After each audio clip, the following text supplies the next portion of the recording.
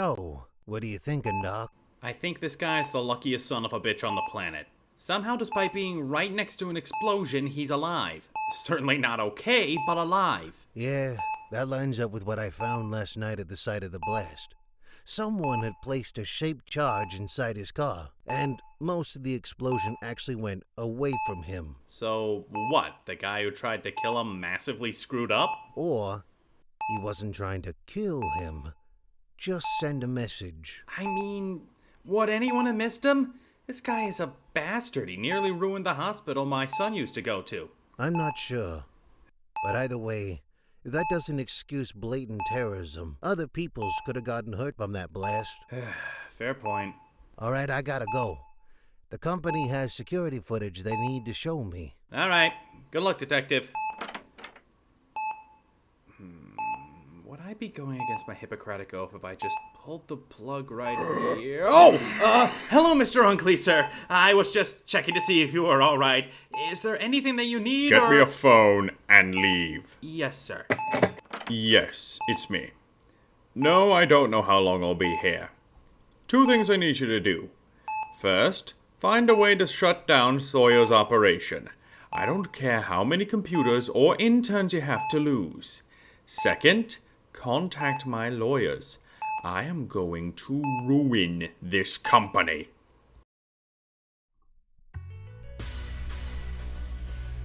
Good evening, Multiverse! And welcome to another exciting episode of MNW Warzone. I'm your host, Warzone General Manager Jerry Aldini. And obviously, the story on everyone's lips right now is what happened last week when Sir Unkley Dunk got caught in that explosion. Now, as we've heard, Unkley did survive, but we do not know his exact medical condition and what that means for Multivania, which is just a few weeks away on August 2nd and 3rd. The brass are all meeting to try and determine what contingency plans are in place, and we are not allowed to make any decisions about the multiversal heavyweight belt until they are done. Also, the Blue Hood is now an active fugitive wanted by authorities for attempted murder. And he has not been seen since last week. So that is the current state of affairs. And we have so many questions. And before we get to our first match, somebody asked for some ring time that I am granting that plays directly into all of these events. So before we get to that, I am seeing that on social media, we have a post from Unkley's former employee, Bastion Butler, currently making his presence known on Flashbang, saying, Aldini, you can't just let the brass walk all over you like that. You're the general manager, for the love of God. I appreciate that, Butler, but I am general manager, but I do answer to the brass. And and with a member of the brass being attacked, yes, he is also the multiversal. It's raised so many questions. The brass are working round the clock because there's a lot of questions and a lot of legalities and a lot of language and contracts. So that is that's what I have to deal with right now. Anyway, with that said, let's go to the ring because the person who has a lot of vested interest is, of course, the TTV champion, TJ the Mint Gable. Now, TJ has 4 of the 7 defenses he needs on the TTV belt. But not much time between now and Multivania. So let's see what the Mint has to say.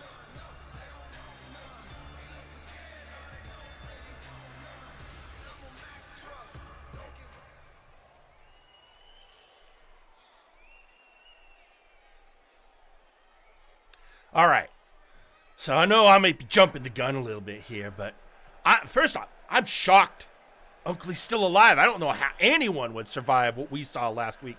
But sure enough, I don't see how he can be in any condition to defend the belt at Multivania.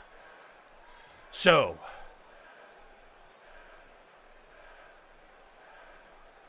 obviously, the Brass are going to have to vacate the Multiversal Heavyweight Championship and set up some new contenders. And look, I've been working my butt off to get my defenses in. And I think I am the most obvious number 1 contender. So I am throwing my name out now to the Brass. I am asking respectfully to give me the title shot at Multivania. And I don't care who you put up against me. You pick anyone you want. It'll be an epic match.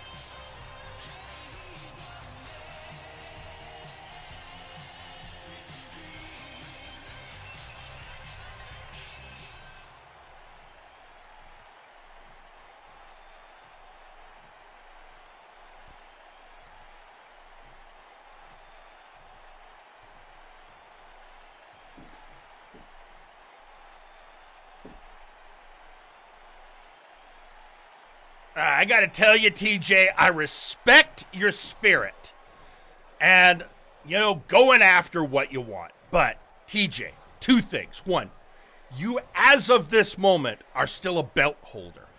And unless that status changes, you aren't going to be eligible for the belt. And the Brass isn't letting anything happen at this point. Well, that's just... Damn it, Jerry. Damn it. I've been working my butt off to get there.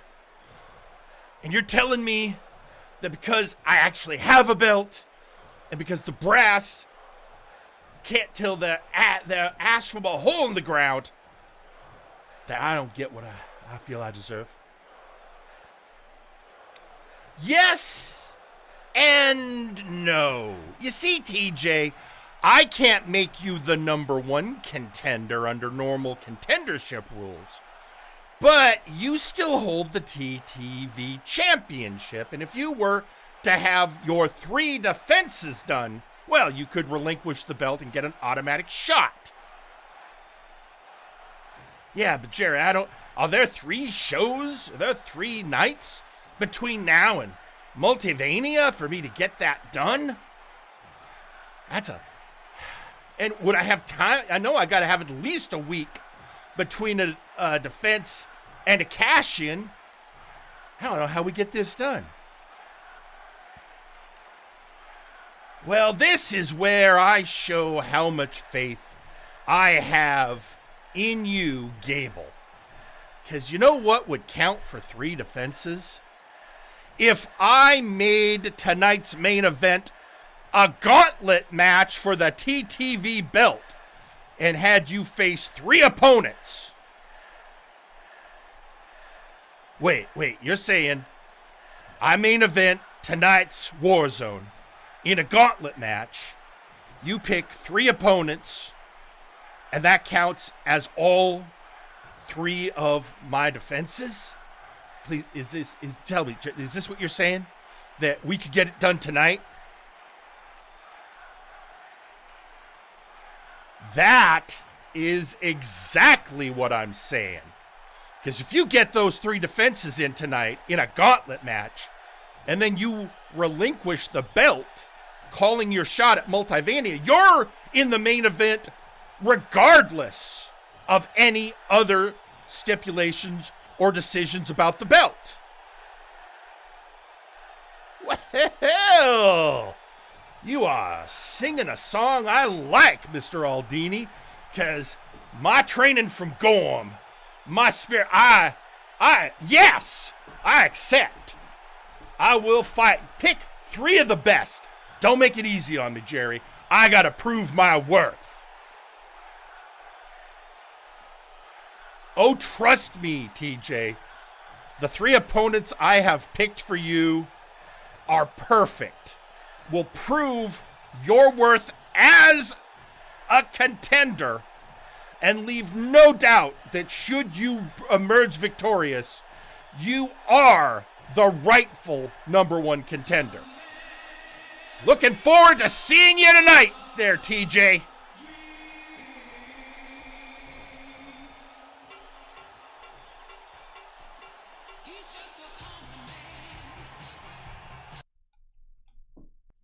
Okay, let me get back here. All right, yeah, there we go.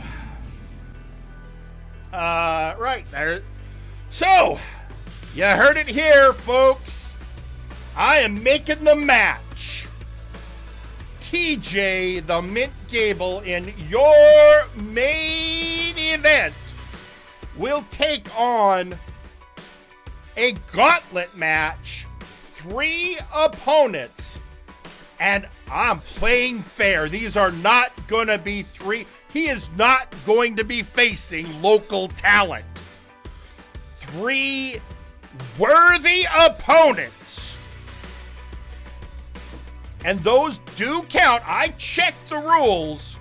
Each counts as an individual defense, would get him his 7, fulfilling the gift of chaos.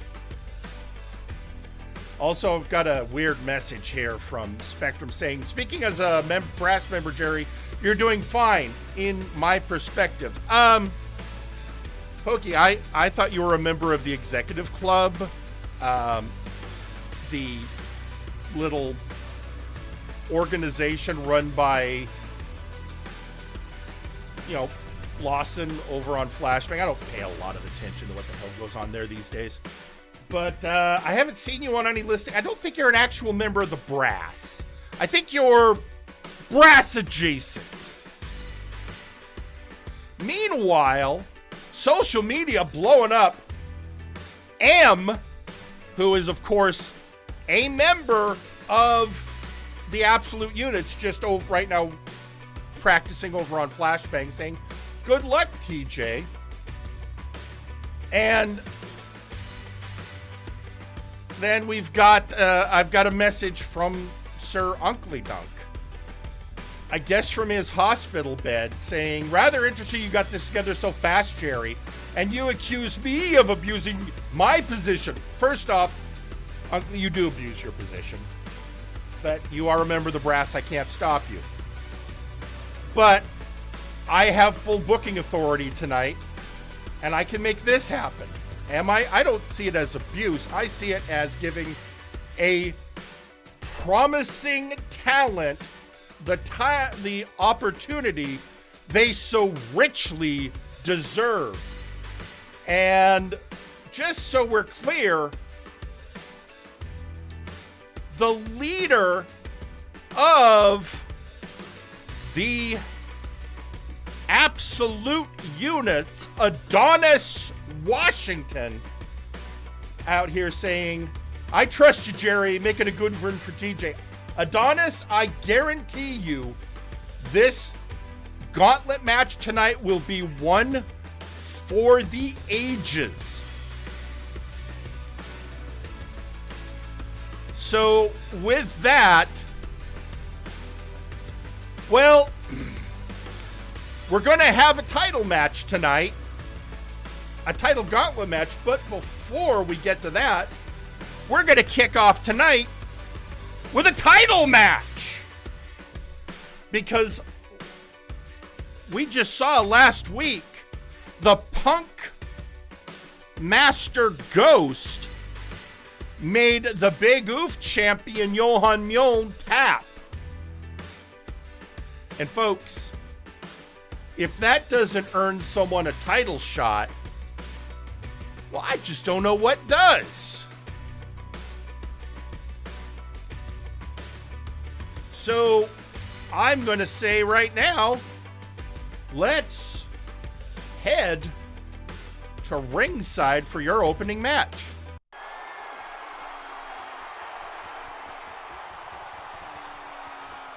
Your opening match is for the Big Oof Championship. Introducing first,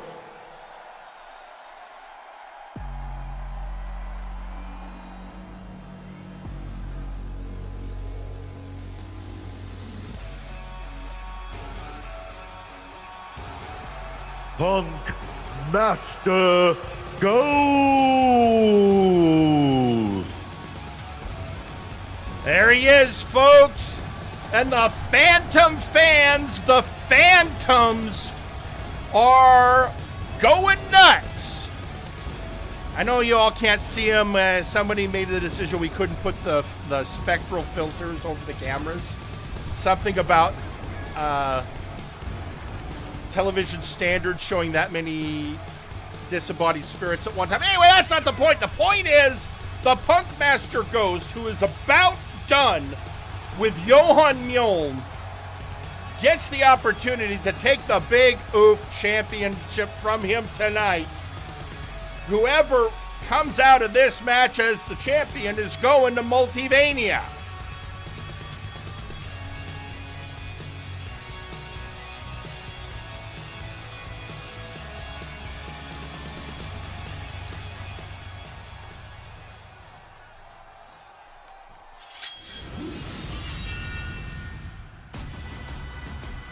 And introducing their opponent, they are the Big Oof Champion,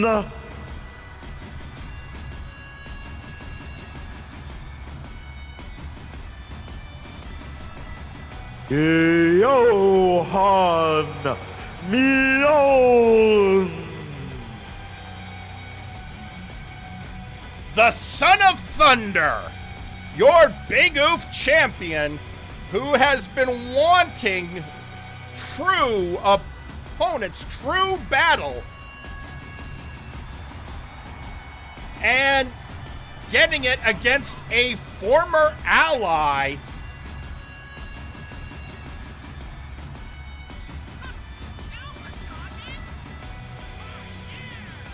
The question is, will he be able to hold on to that belt come Multivania?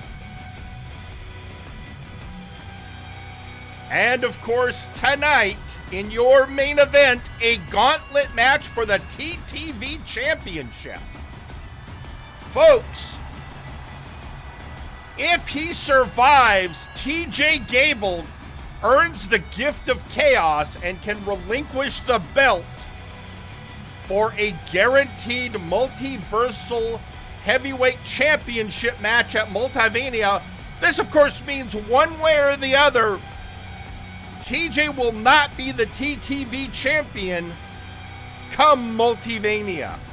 Means we're going to have to figure out that situation, but that's a problem for another day. First off, let's see who the Big Oof champion will be going into Vania.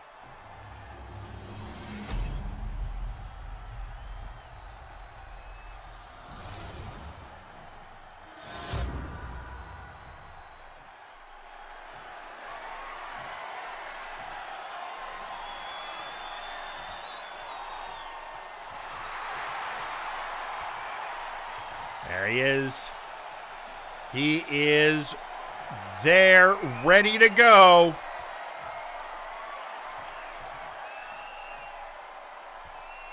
And of course, the champ. Determined to hold his gold and put the ghost out. Again, we're here because PM submitted Johan last week in a tag match.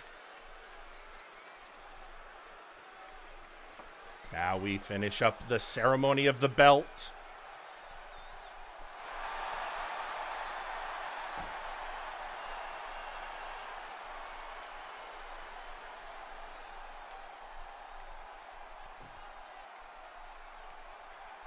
A Punk Master versus a Son of Thunder. They're off. Johan takes an immediate lead. Oh, no, Snake Eyes off the bat. Which, you know, would be bad. Except PM Ghost, well, he's a mosh pit veteran. He's been headbutt so many times. Oh! Johan coming out brutal.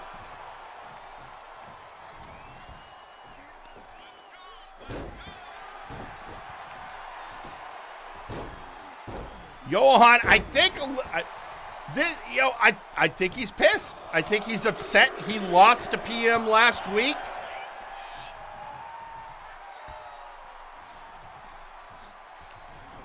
Of course, our phantoms are all cheering for PM. Thanks to him and, of course, his currently on leave partner, the Bad CG Ghost, have led to Warzone being a very popular show in the Phantom community.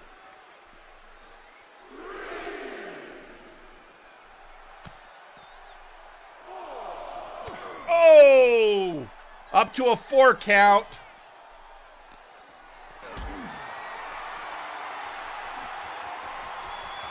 Oh no! Wait! Oh! I was worried he was going to slam him into the steps, although the ring apron's not much better. Throwing him back in the ring. Johan does not want to retain on Galaxy Brain Tactics. Oh! Speaking of mosh pits.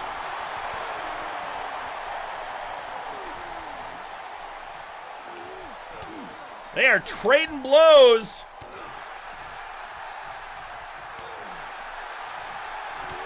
And the Punk Master brings the Son of Thunder down. 1, 2. Kick out at 2. We almost had a new champ.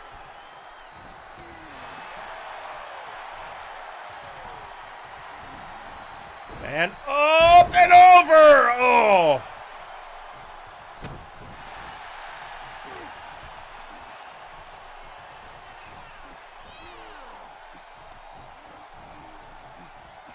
And what's he doing? He's bringing, oh, looks like he's going to try and, oh, he's going to do a flip. Thought for a second there he was going to go for the Ghost Rider, which is how he tapped Johan out last week.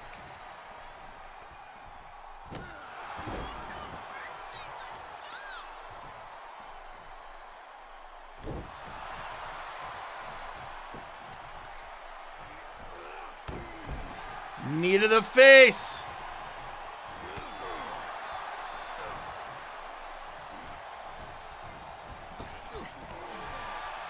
Oh, and Johan took the blow, dealt with it. Oh, reversal by PM.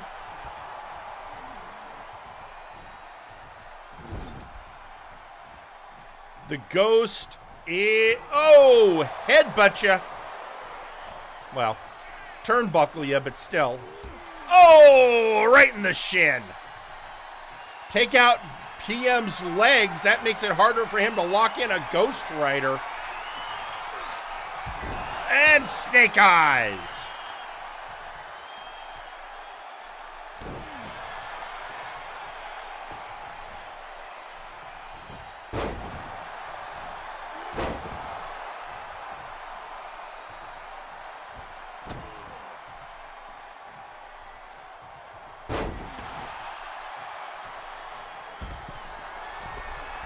Outside and now all the way down.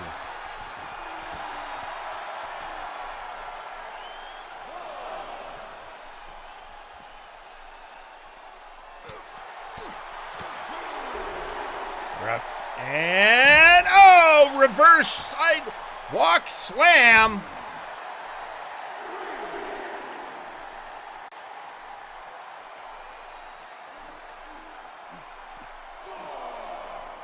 Johan, with the flip, up to a 4 count. And a swinging neck breaker. We're up to a 6 count. Oh!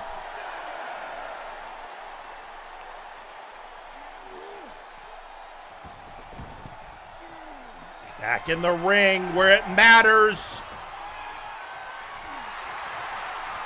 Johan wants PM Ghost standing. Oh, flying shoulder block from the top. 2. Kick out at 2. The Ghost refuses to die.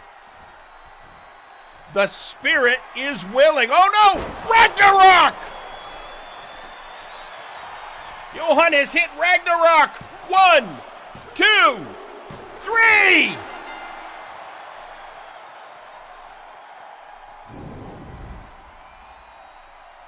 Your winner and still Big Oof champion, Johan Leon. The Son of Thunder comes out victorious. So now the question is this: who will step up and face Johan Mjoln for that belt come Multivania? We are in need of a new number 1 contender.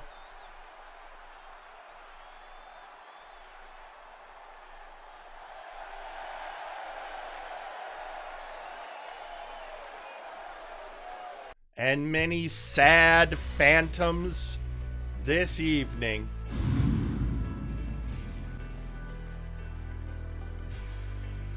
Folks,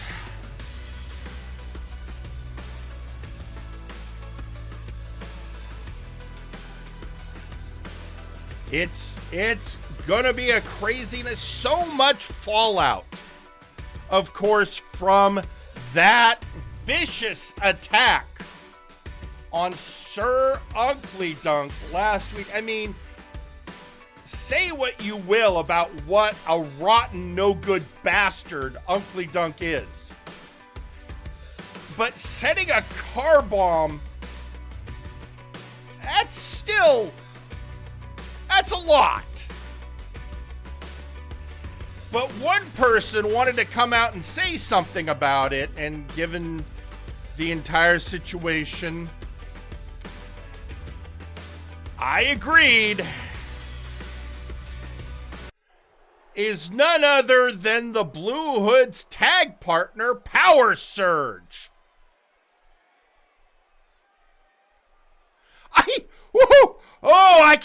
Oh man, that was great last week. I am so proud of the Blue Hood of finally taking Unkley out. Folks, this tyranny had gone on too long, and the Blue Hood is a person who gets things done.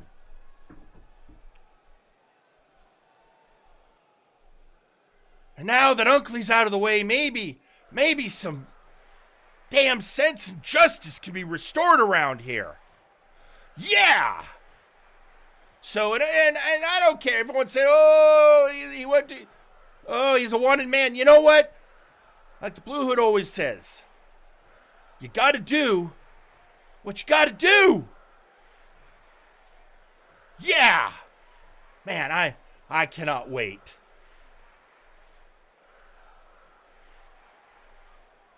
And I think they should just vacate the belt. I think Gable, you know what?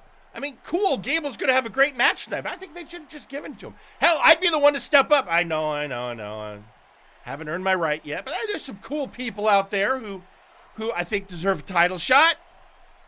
So, you know, maybe the brass can read the tea leaves, read the signs, hear the people sing, and make the right decision.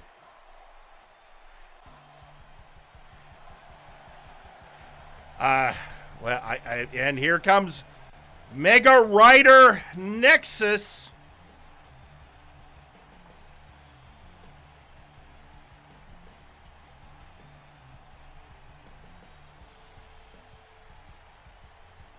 And, Mega does not look happy.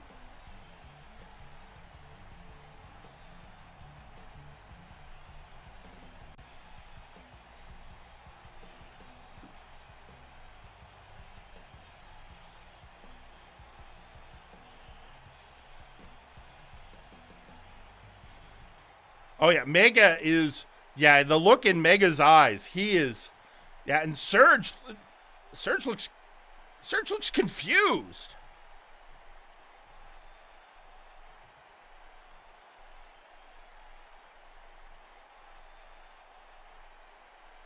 The hell, kid? You're celebrating? The Blue Hood set a bomb in the arena parking lot. That is not the act of a hero. Look. You know what? I know you and Hood don't always see it, but Ugly's been a you yourself said Ugly is the biggest threat of all, and the Hood had to do what? No. I mean he had to do what he had to do. He didn't do what heroes do, Power Surge.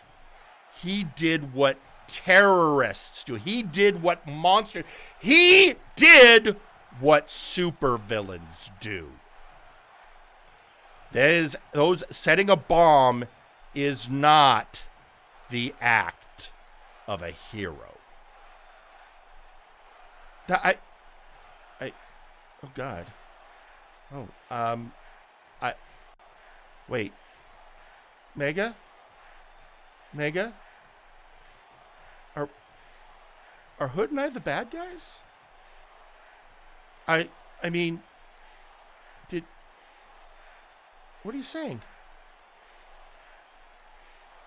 What I'm saying, Power Surge, is you and Blue Hood have no claim to the title of hero anymore. You went too far.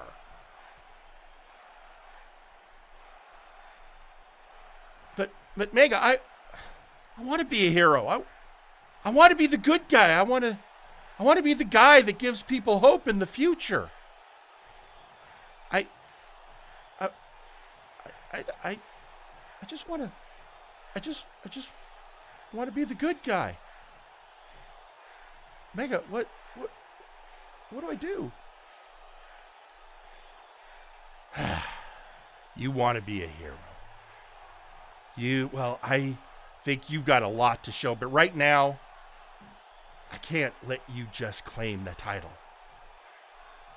Too much has happened. So I already did some checking with Jerry. We're going to have a match. I am challenging you, Surge, to a lucha de apresta. Mask versus mask match at Multivania. You know what? Fine. That's what it takes. I've already won one of those. I took the mask off of Kane. You want to challenge me for my mask? All right. But I'm going to win. I'm going to win clean. And I'm going to show you I can be a hero.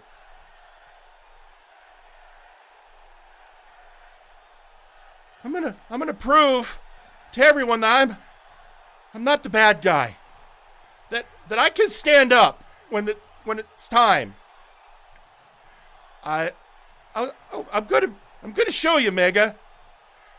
I'm gonna make this right. And yeah, I mask versus mask. I accept.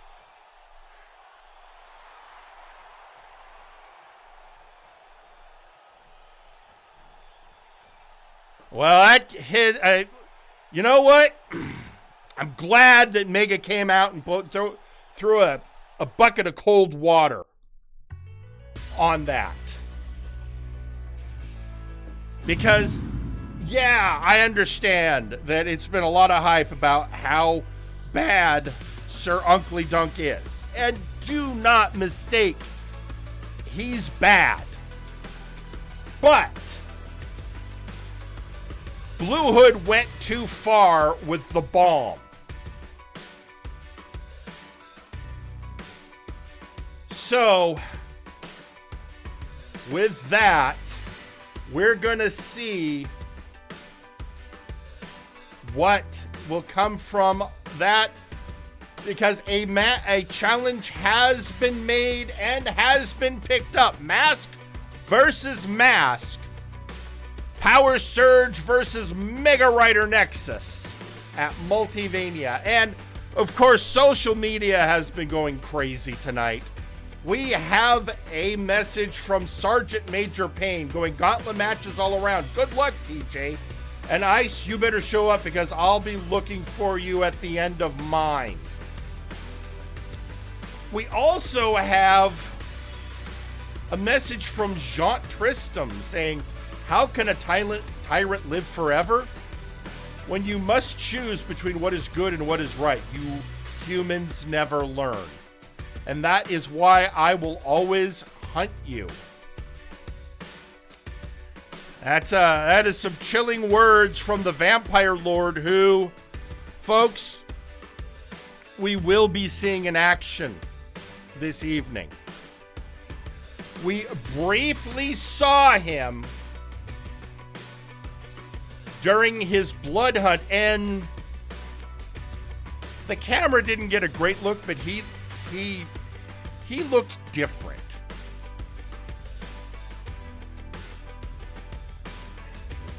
Well, anyway, we've got to get on with the show. There's a lot to get through, and our next match, so folks,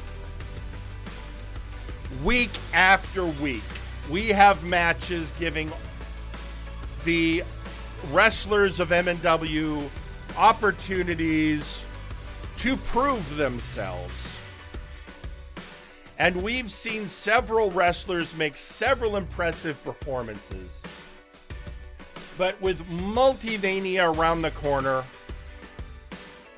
we do need to start figuring out what the pecking order is at the middle of the card. And so we've decided to do something that we haven't done in a good long while over here on Warzone. Now, if you're a Flashbang fan, you'll have seen it a lot. Meanwhile, I have to. There's a media post from Jagger Blackthorn saying, "Justice doesn't always come wearing a white cape and on white wings." You think Ryder would know this by now? That's part of where the opinions come, Jagger. And looking forward to seeing you in action later tonight. Anyway, folks, it's time for a good old showcase match. Let's head to ringside.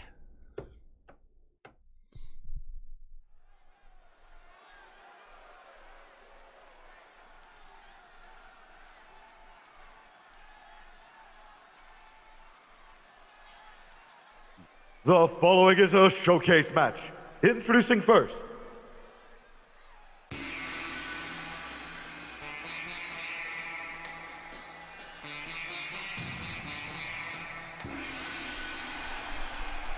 Osman Kilik.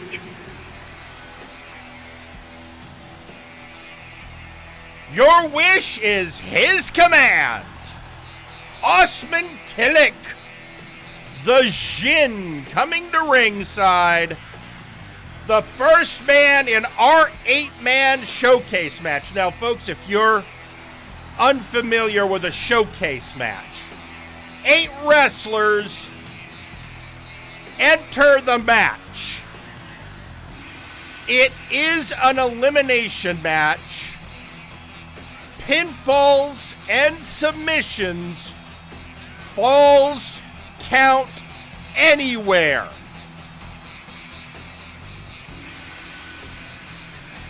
And the match goes on until one remains.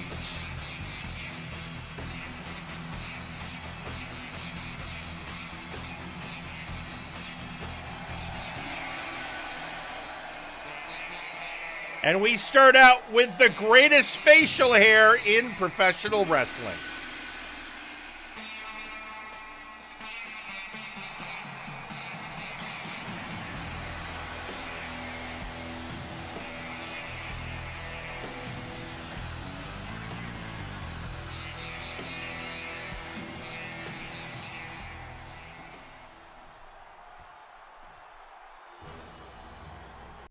Introducing next,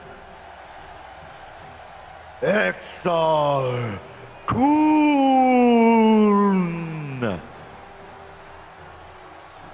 We go from the Jin to the Sith Lord, representing the Dark Lords. XR Kun, one of the veterans of MNW.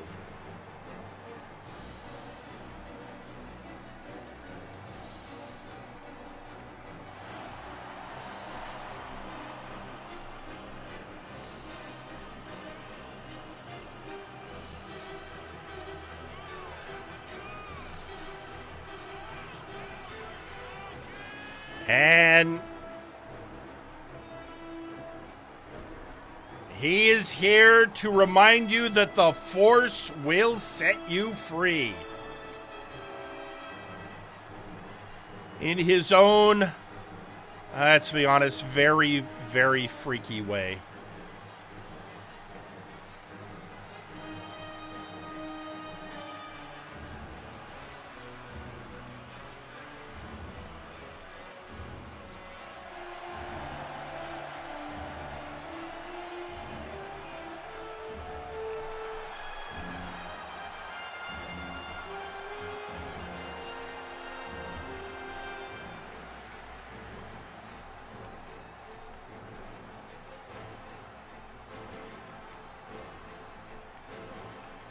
As he feeds on the fear and hatred of the crowd.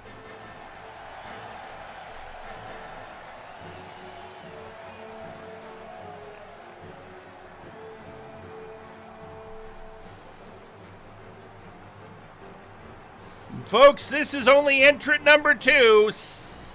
6 to go.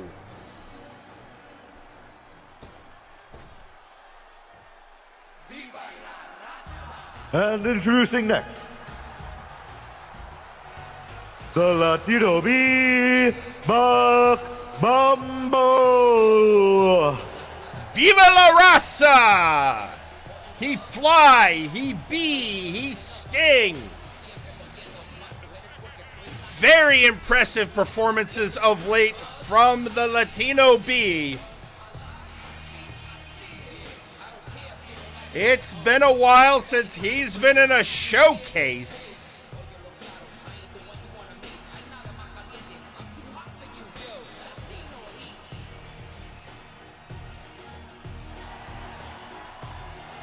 So, folks, let's get ready because this showcase match is going to be buck wild.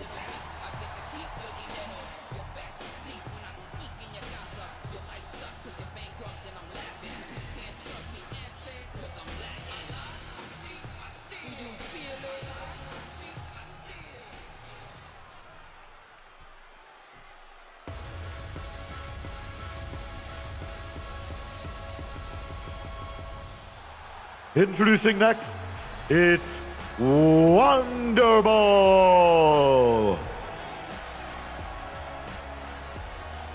A submission specialist known as the one-man choking hazard. Wonderball, another person been tearing up the mid-card scene.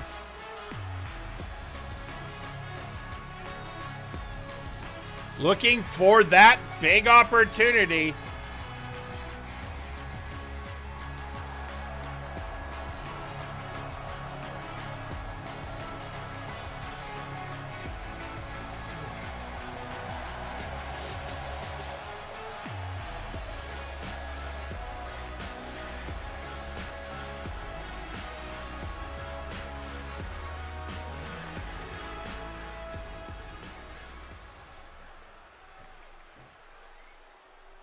Introducing next, Suplex Sam. Last man standing of VIP has been assisting Sir Unkley Dunk in the absence of the VI Pharaoh, Azir Turan.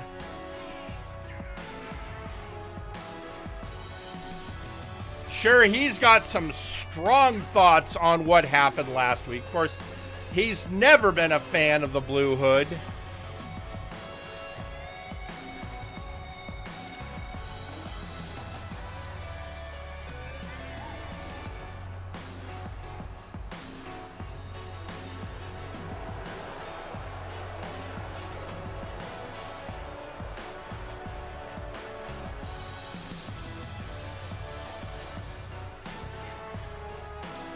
And of course, a showcase match over on Flashbang. Showcases have made careers.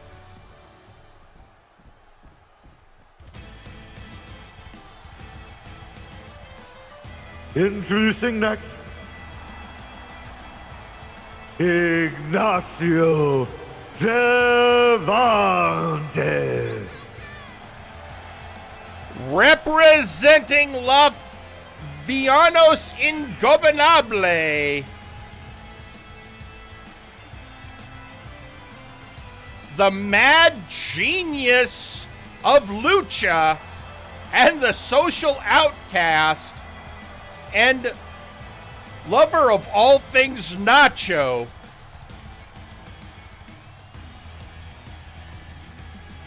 Ignacio, which is interesting because last year Ignacio made XR Kun's life a living hell. And they're in a showcase together. Is Ignacio's long history of getting into XR's head going to continue?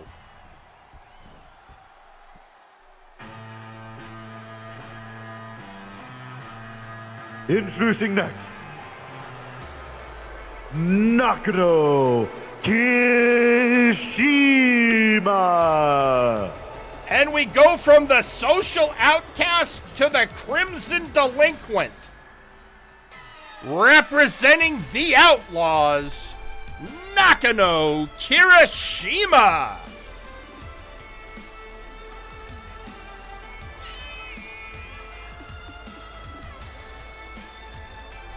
Again, somebody looking to get that next big push. Now, of course, he's got the advantage of having the Outlaws at his back. But getting some solo glory always helps.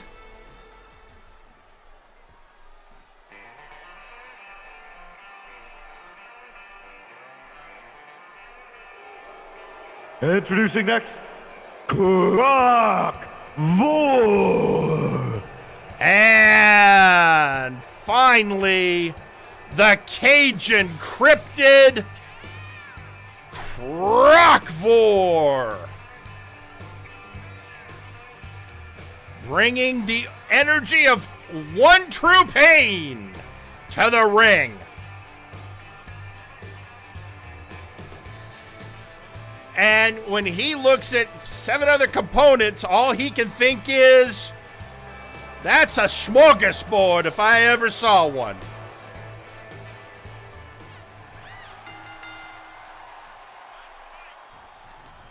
And we start off, and Croc immediately going for Wonder Ball. Ignacio and Buck. Sam and XR, although that's after XR, I think, took a shot at Croc. Folks, this is going to be hell for me to call. If you can't tell, showcase matches are crazy. Especially because falls count anywhere. Right now it's in the ring. I guarantee you it is not going to stay there. There goes Croc on the outside. Problem is the outside, it's no DQ. Falls count anywhere.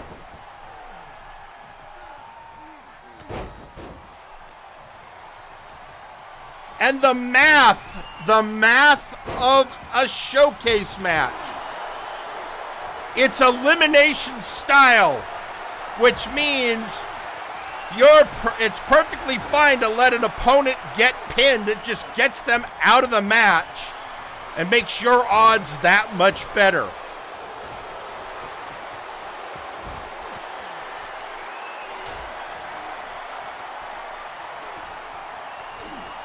Osman with a kendo stick attacking the Latino B.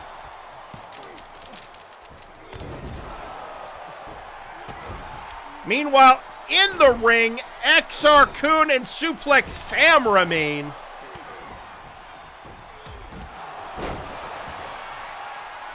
It's no...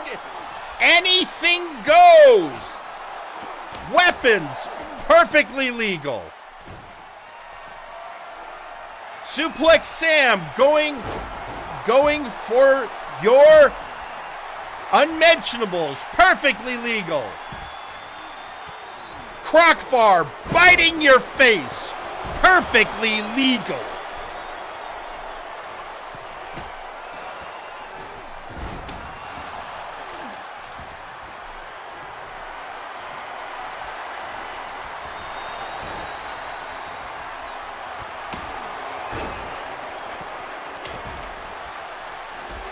And right now, it's easy to pair off. There's even numbers, 8 competitors, but eventually one gets eliminated, and suddenly it's uneven numbers with 2-on-1 combos, very possible.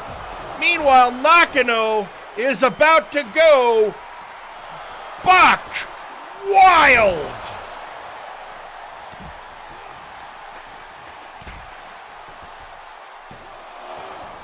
One count. And our poor referee having to try and keep track of it all. This is one of those moments where it's going to get so rowdy in the ring that we should be happy our referee is functionally immortal.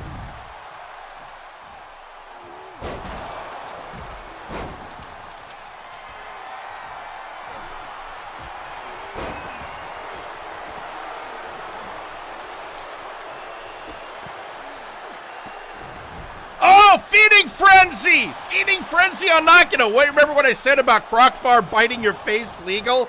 Yep.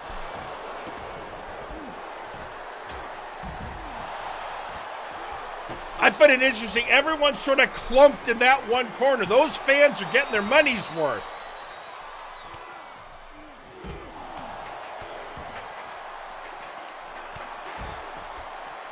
Croc going for something. What is he grabbing?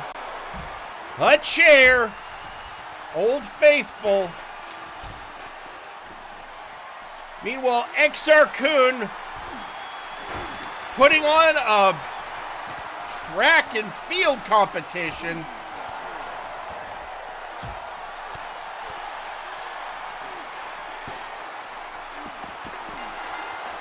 Somebody got eliminated.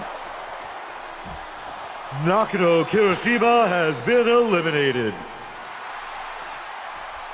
And there goes the Crimson Delinquent. We are now had our first elimination. The math has changed.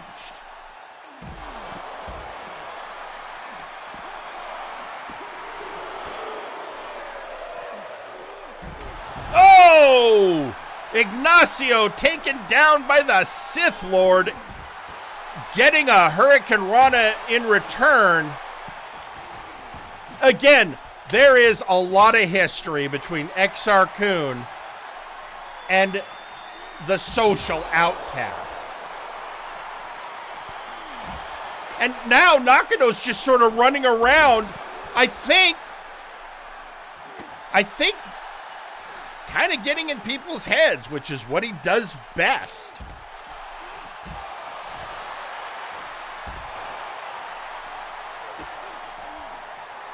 Yep, and a sunset, and a flip on the Sith Lord.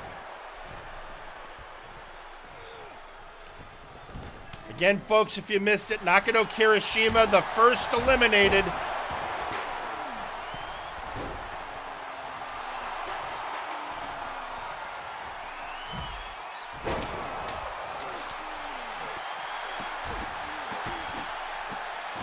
Oh, Buck Bumble taking a DDT on the outside, courtesy of XR.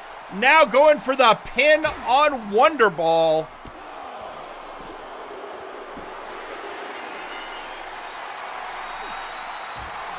Wonderball has been eliminated. And with that, the math takes us to 6.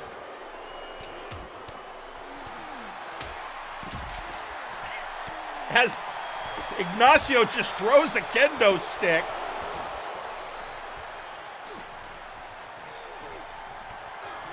Might have pointed out he threw that kendo stick at XR Kun because it continues. Meanwhile, in the ring, Suplex Sam taking an enziguri from Croc4.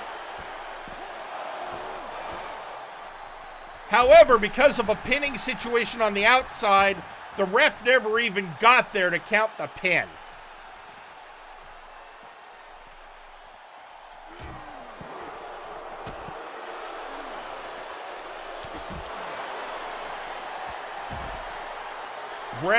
Then Ignacio bringing him back, him being bucked back into the ring.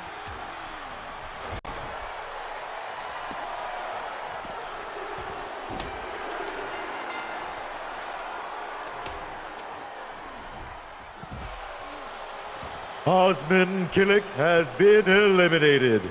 And thus goes the Jin.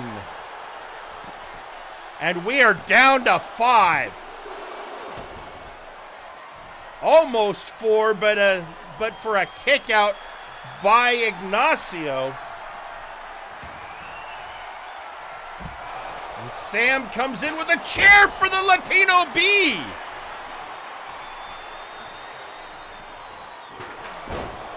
And again, and one for the Social Outcast.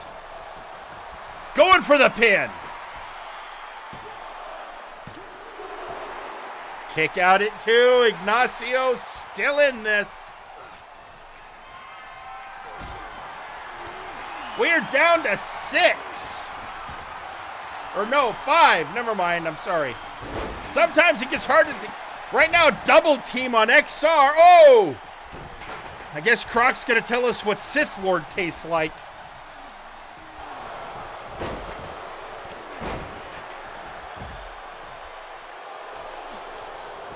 Croc going for the pin.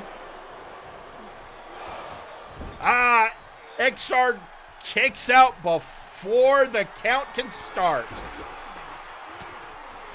Meanwhile, Sam Plex.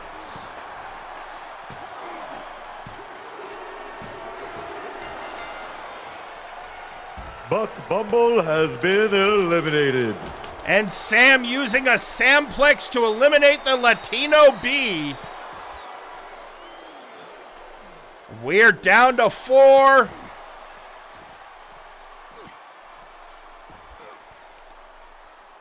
The brutality.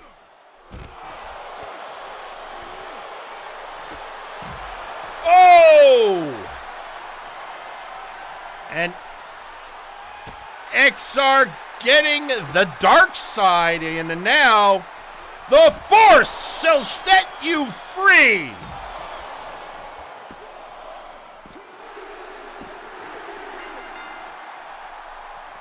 Krokvar has been eliminated. We are down to our final three, but again, it is the Sith Lord and the Social Outcast, but with Suplex Sam in the mix.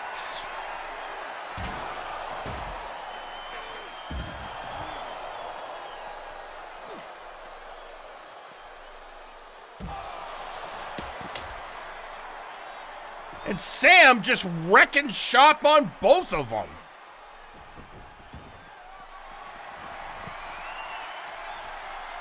And a Samplex.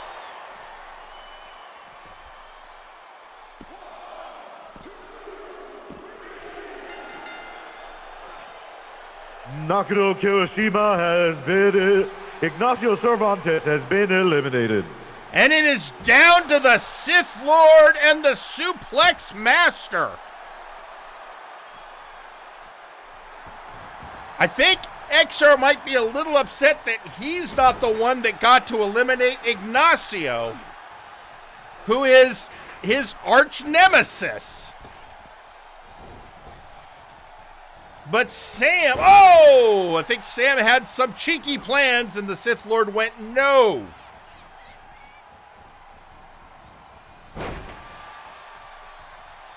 Sam has legitimately been wrecking shop in this match.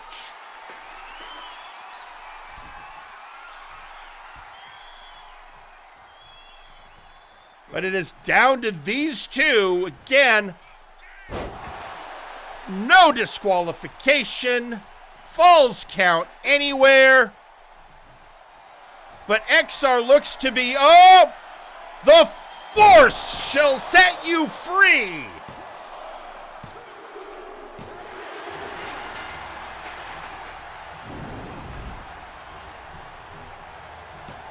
And your winner, XR Cool.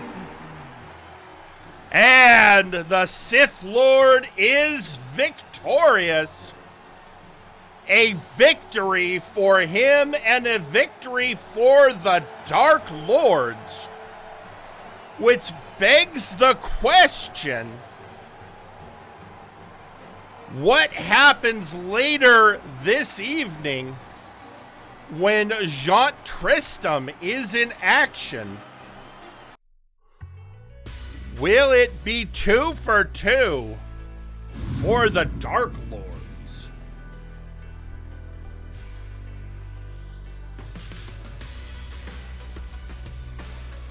It has been, everyone, already a crazy night. Just, let's be honest.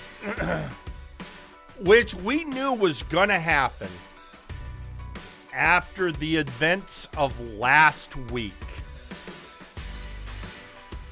There's no way that a bomb going off trying to take out our multiversal heavyweight champion and member of the Brass wasn't going to have ramifications.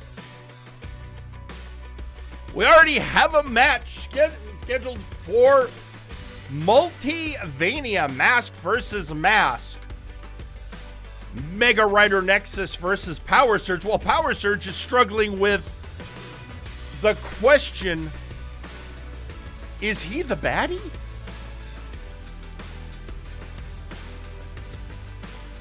And of course, in your main event, TJ the Mint Gable will defend the TTV Championship in a gauntlet match. If he wins,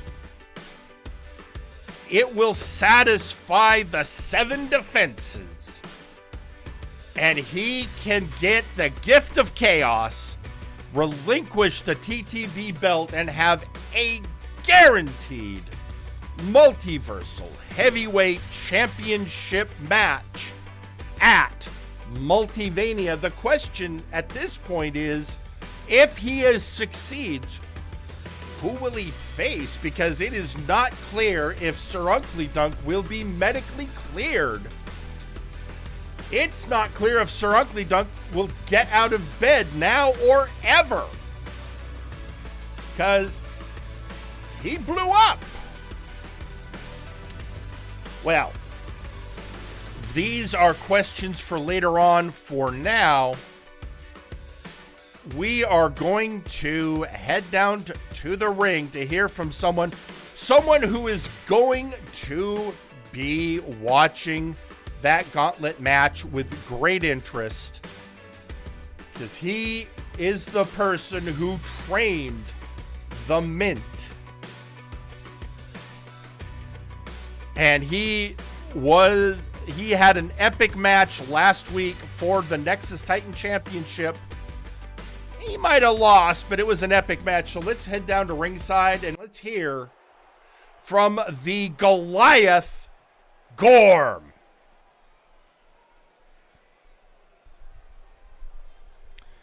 I would be a liar if I said I was not disappointed at how short a Nexus Titan Championship reign I had. But I cannot understate my absolute joy in the match I had last week against Daggerick.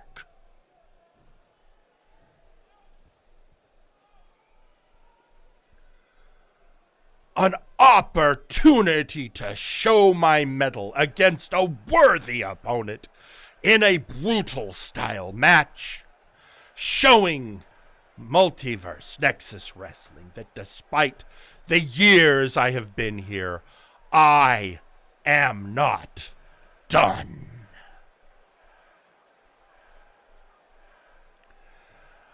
I have to first thank all of you, the Multiverse, the fans, for standing up and cheering in this revitalization of my career.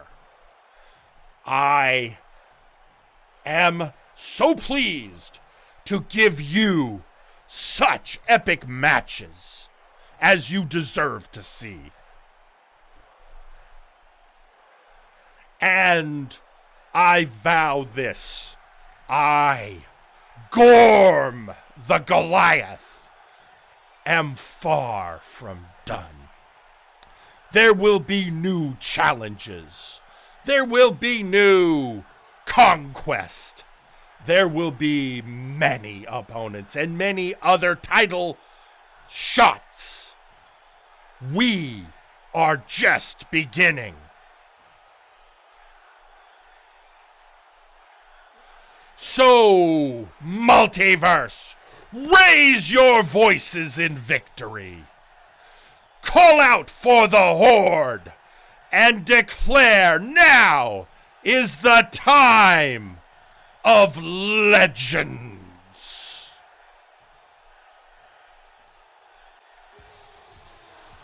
To victory! He is the happiest title loser I have ever seen. He is just pumped. I mean, and it was a great match. It was an epic battle last week. He has nothing to be ashamed of. An Iron Man table match is, outside of a death match, the most brutal thing a wrestler can go through. And he walked from the ring under his own power. It's great to see. It's great to see him vitalized. It's great to see the multiverse behind him. It's great to see him taking wrestlers under his wing, sharing his experience and leading them to greatness. Yeah, I'd say the best for Gorm is yet to come. And it just makes me happy to see. You know, I know a lot of people are like, well, he was part of the Conquest Blood. Folks, that might be true. But you know what? He's always been a fascinating person. And I've been glad for my opportunity to get to know him. And Wait a second. What? Phyllis? What's going on? Not Phyllis. No, I am... Phyllis, no, please. Look, we had... What do you mean something's going on backstage? Nope, Phyllis, I'm not. Okay. All right, well,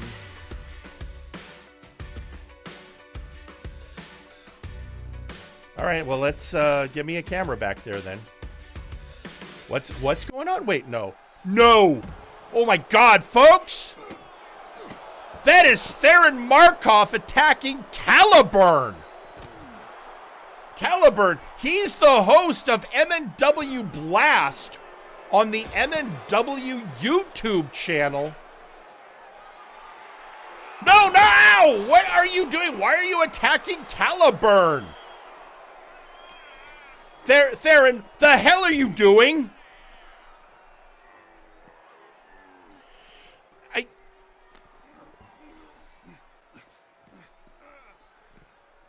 He's what? Oh, slamming him against that ambulance.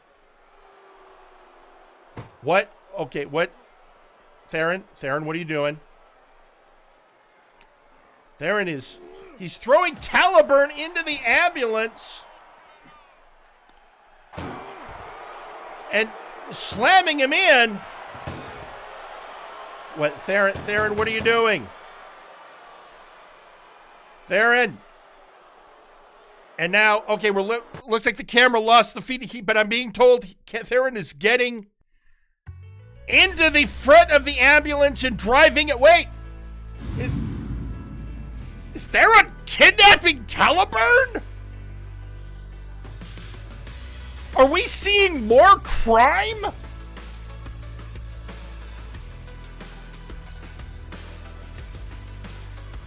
Folks, I think we just saw more crime.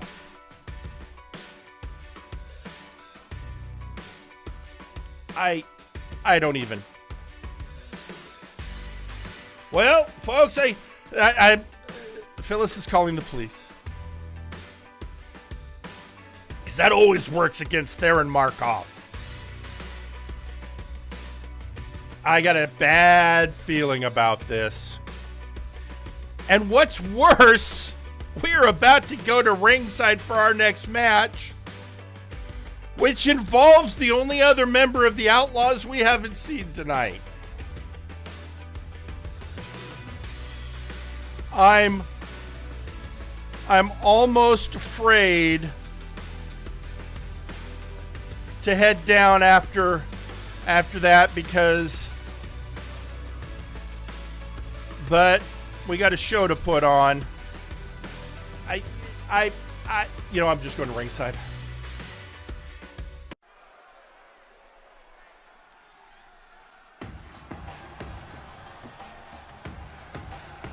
The following match is scheduled for one fall. Introducing first, Leon Arcaster.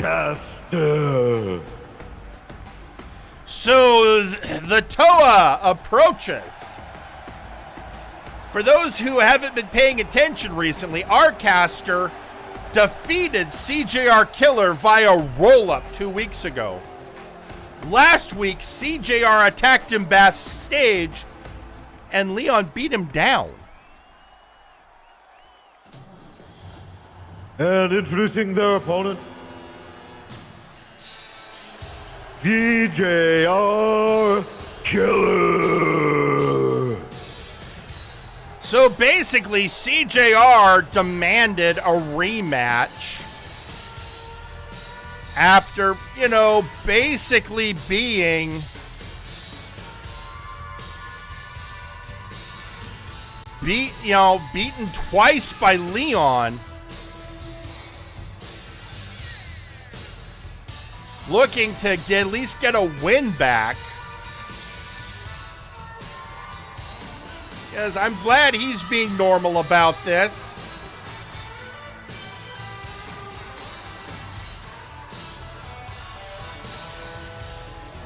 So I guess we're gonna see how this goes.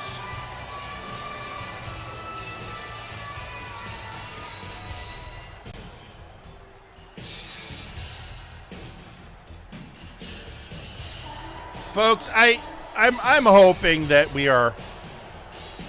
You know what? The crazy. We need this. Remember back in the day when Forrest Wade made that commercial saying, "Don't date the crazy." Just stay away from the crazy altogether. That's what I recommend. But then again, I did get involved in professional wrestling.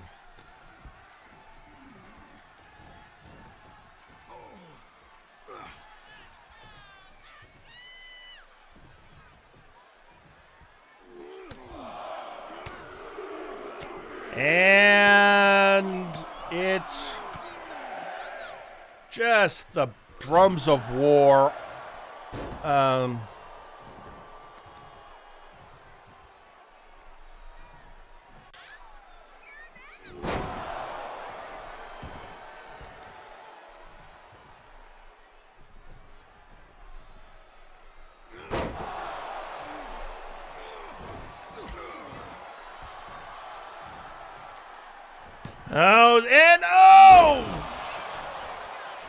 DDT!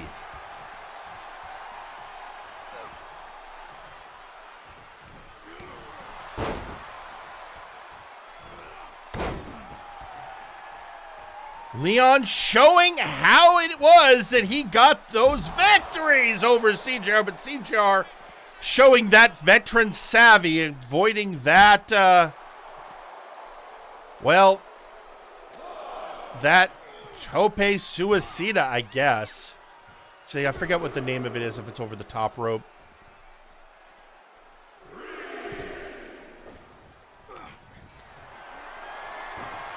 Oh, and again, Leon, trying to get the better, but it's really hard. DDT. Again, Leon putting on a great show.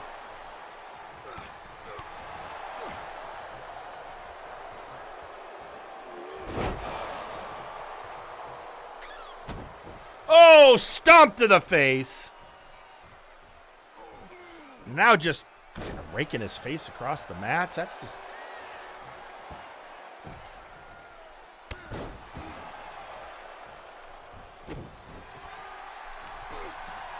just this point, CJR is just bringing it, though, to Leon.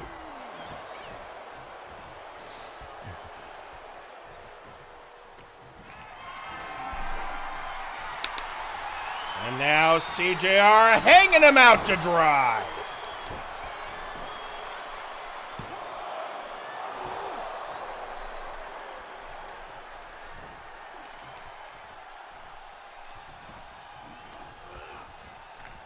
Whip to the ropes and sidewalk slam.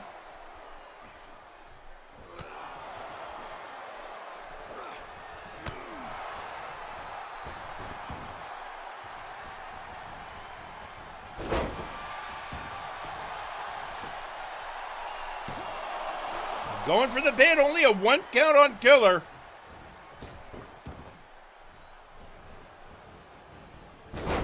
But still bringing it.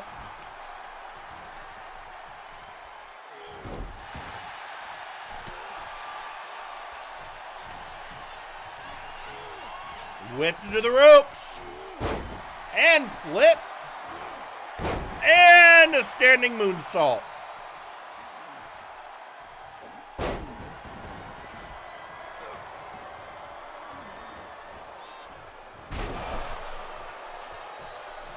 CJR with that stomp, and now, just raining blows.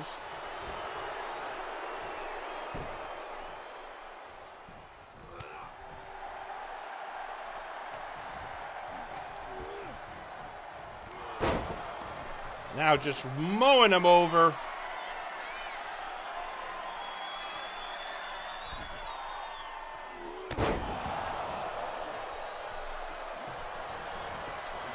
Going for that pin.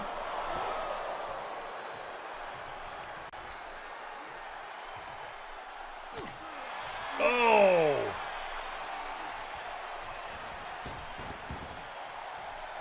I think he got him a bit in the Outlaws there.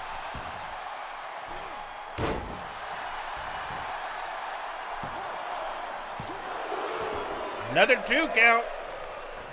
The Toa putting the Outlaw on notice.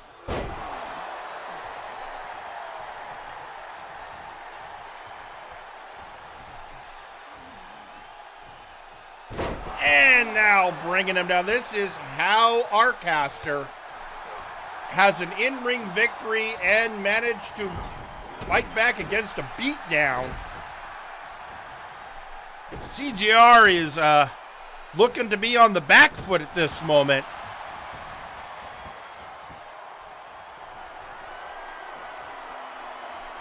And, oh! 2, kick out at 2. CJR not going down. Oh, going for the drop kick, missed. CJR is up. Oh no, what's he planning? Another hung out to dry. CJR has been leveraging the ropes a lot tonight. Oh! The War Stomp!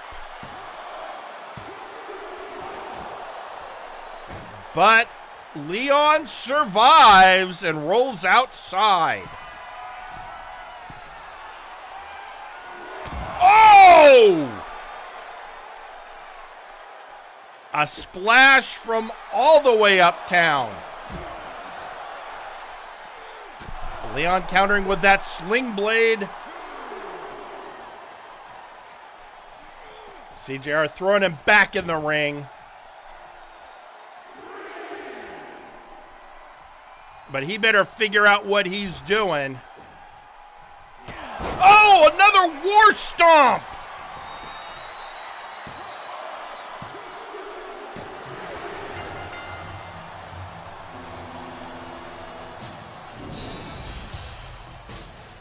And your winner, CJR Killer.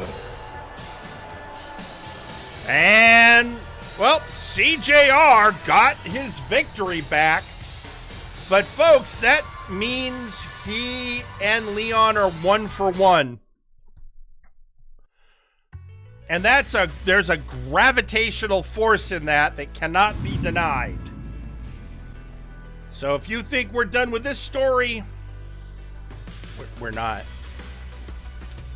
Now, during that match, there was a social media post from Lady Kathgina over on Flashbang saying clearly Theron was angry over the very foul words that were said to him. That said, I don't know that kidnapping was allowed at work. I'll be speaking with the brass. CJR is a very kind man, Mr. Aldini. Do have a good rest of your evening. Look, I've known the Outlaws for years. Kind is not one of the words I'd use. And Theron is going after somebody who has nothing to do with his situation.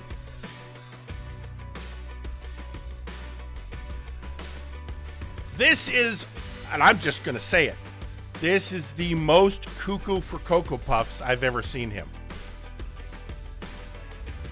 And considering my history with Theron Markov, that's saying something.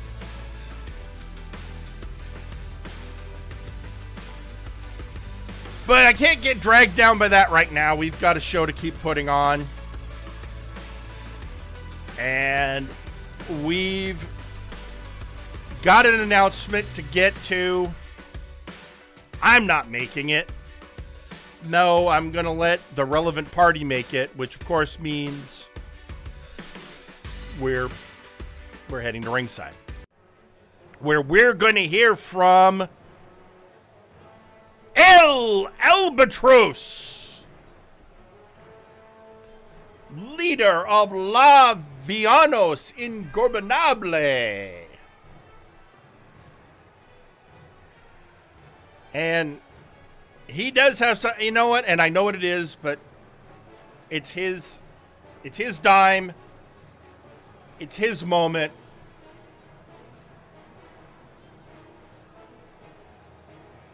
Let's hear what Alba has to say.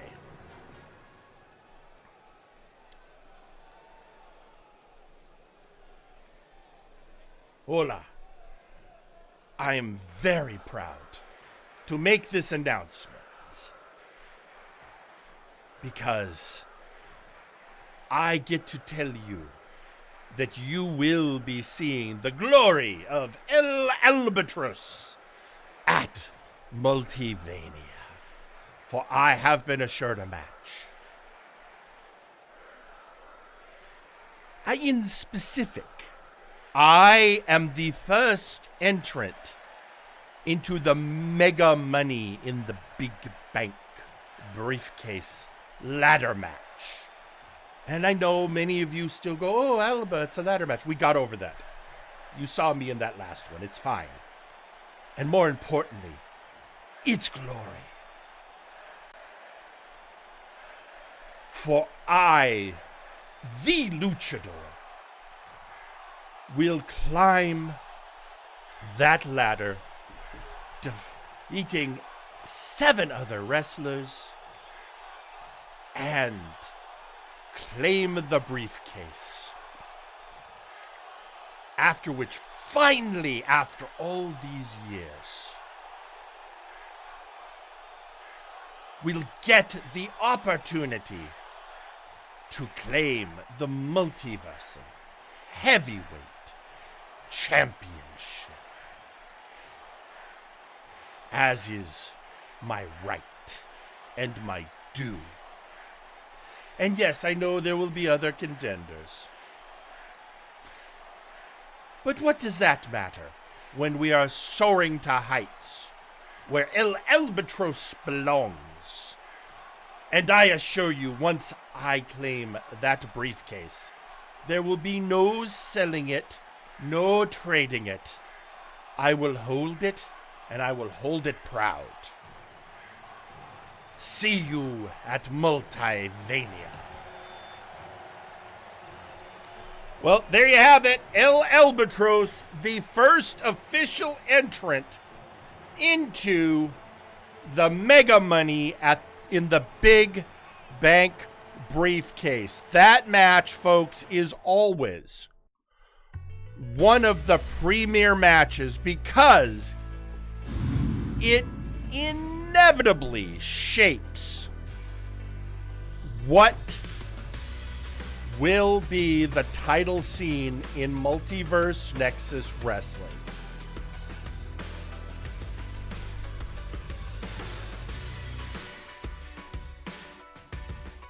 And folks, with that,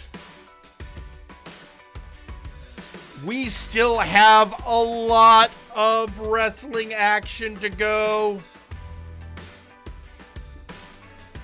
But as is often the case, we also have some bills to pay. So we are going to go to a brief commercial message. And upon our return, we are going to have a match that will prove that the resiliency of a certain member of our roster. And of course, we have to anticipate that gauntlet match that could shape Multivania. See you all after the break. When you need your wrestling ring to ring out your enemies, you got Radical Rex's ringside ropes. Made from tungsten steel, cool velvety touches, and dipped in our world-famous elastic essential oils. When you need to be in the ring, look to the rope. Radical Rex's ringside ropes. Hello there, friends. Welcome to Crazy Cow's Cold Comfort Creamery. My name is Clementine, your cheerful cow companion. You must be hungry after seeing your favorite wrestlers in the ring. Why not have a popsicle from our new brand line, Main Event Munchies, sponsored by MNW. We have all new brand flavors, such as Spectrum's Yuzu Ube flavor, can give a sweet kick with a ton of personality. Sasquatch Wings, Sasquatch Coffee flavor, can give a heavy pick-me-up if you're feeling tired. Omni Geeks Berry Lime flavor, for a mellow taste of Mexican cuisine, an excellent choice after a long show. DeLuna Enigma's blue bubblegum flavor. Championship rewarded. The kids' favorite. Every bite is like a magical blue burst. Ultra Devils Tajín Habanero Fruit Punch flavor for a hint of that spicy tiefling flair. Grim Reaper's blueberry flavor. It's sweet yet tart for our dark fans that don't want a complex flavor. Polite Hollis's cherry flavor. It's sweet and light. Pretend you've been on the hunt with that deep crimson red on the inside.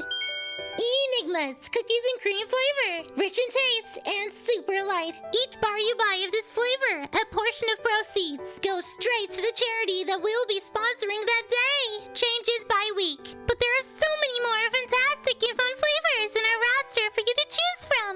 So come on down to Crazy Cow's Cold Comfort Creamery. Remember, saying MNW 5Cs can give you a 50% discount on any of our main event munchies flavors. Goodbye, friends. Remember to tell them that Clementine sent you. Start your day right with the clean, sweet spice of Brass Kettle Blend Turkish coffee.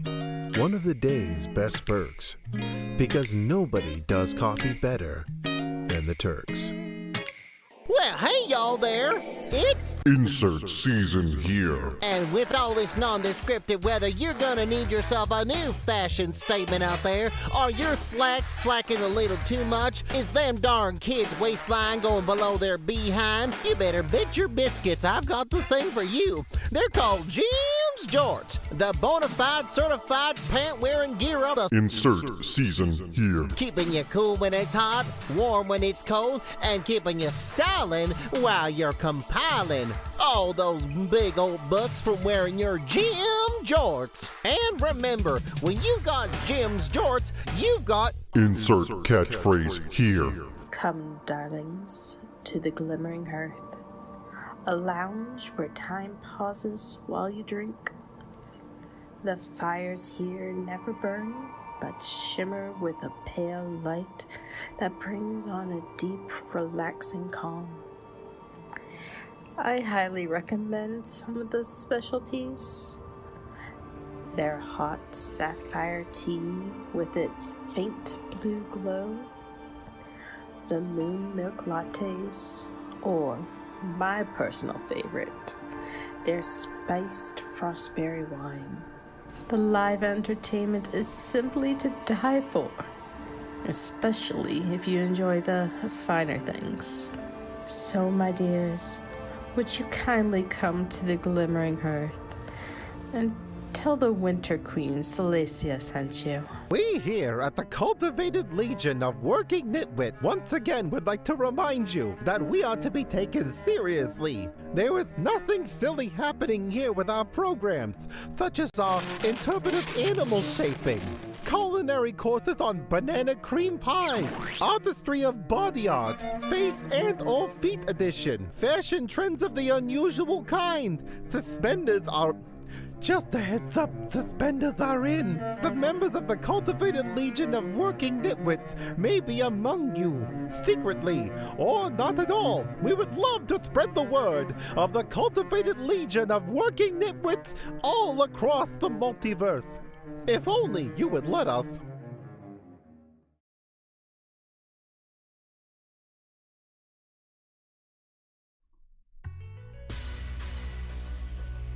And we're back. Well, folks, as we rev up for our next match, and trust me when I tell you rev up is the right word, we need to hear from someone, which should make a lot of this make just all kinds of sense. I'm not even gonna, we're just gonna go. Ladies and gentlemen, R. Sawyer. I'm gonna start by responding to my row, and all I will say is this. Action, reaction. Cause and effect. If you don't quite understand, let me break it down for you. You interrupt my matches, I go to Aldini. Aldini suspends you, Uncle unsuspends you. Uncle uses you as a pawn, I take the pawn off the field in the name of fair play. And you're right, this isn't enough. Not just for you. I thought I punched it into your helmet, but clearly I need to do more. I need to do more than just enough. So I agree with Multiverse. As long as there are no quick pins or disqualifications. Hell, I would go for the last man standing, maybe? Something that will satisfy the condition of ending the other and ending this for good. But that's 4 weeks away. I'm sure Aldini will pick a good match type by then. And I know that you, in the meantime, are going to interrupt any match that I'm a part of. I really should set my watch for when you sneak into a match to get in my way. So please, do get in my way, and I will deal with you like the irritant that you are. Again, and again, and again. Match results? Who cares? You clearly don't. Why should I? When you just want to rip out my optics. I dare you to interrupt. You hear me? I dare you. As if I didn't have enough on my plate. Special match. Sawyer versus Zeta, which I absolutely have to put on Multivania because they'll be big numbers. Got to come up with an interesting match type. No, fine. But in the meantime, one of the things that set so much recently in motion was when Sir Unkley Dunk defeated Malice for the Multiversal Heavyweight Championship defense using questionable means. And by questionable means, I mean an electrified bat that caused Malice to reboot. And so now we're going to have, I guess we're calling this a tune-up match? To see if Malice is back in proper working order.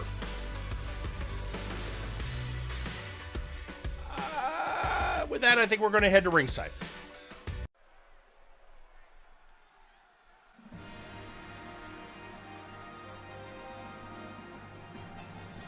The following match is scheduled for one fall. Introducing first, Lock-In. That's right. Malice decided, well, our Sawyer requested. I was just going to throw some local talent at him. To which our Sawyer said, and I'm quoting, "Don't you dare." So I was like, all right, I'll throw someone tough at him.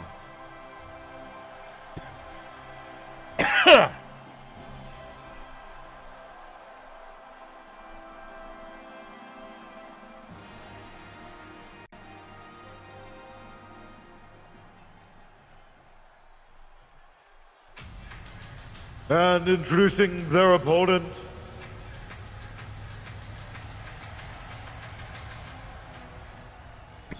Malice Prime.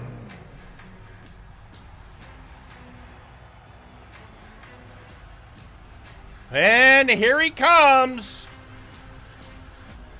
Pure Malice Prime. And the first thing I'm noticing, his eyes are still red. All right.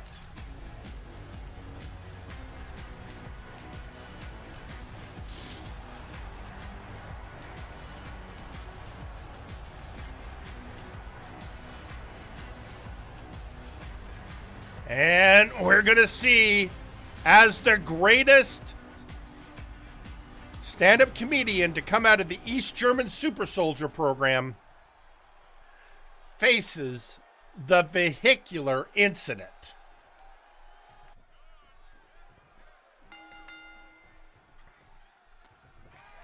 And they're off.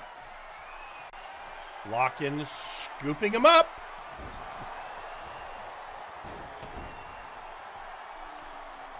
Delivering some stomps onto Malice.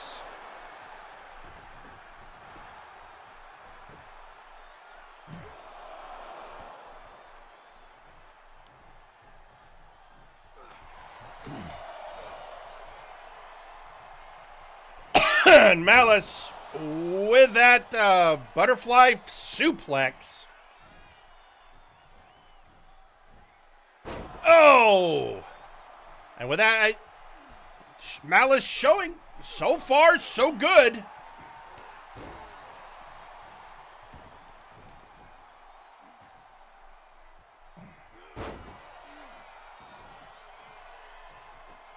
Oh, throwing him off. Lock-in coming in for the glory of the International Combat Club. Oh! And a punch to the face from a bot. And slamming him down.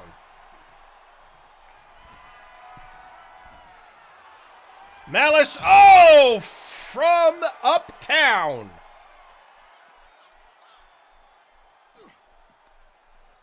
And now. Wait, what do you. Oh, you've got to be kidding me! A Mega Buster on the outside?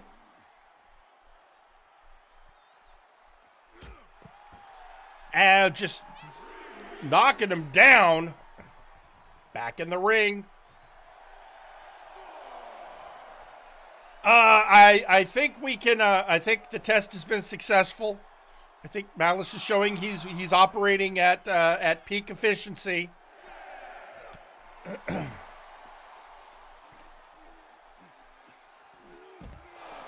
Okay, a suplex by Lock-in.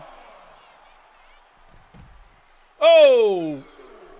Lock-in just avoids getting his leg chopped out from under him. Malice in the corner now Lock-in's in the corner. Oh! Into the turnbuckle. And a rope break Lock-in with his ring awareness.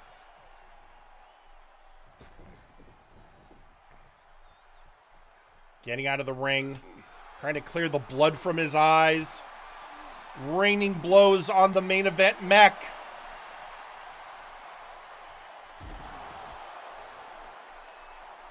Slamming him down. And Malice goes headbutt ya.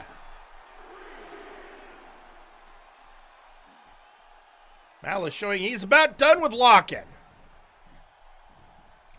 In they go. And blue screen!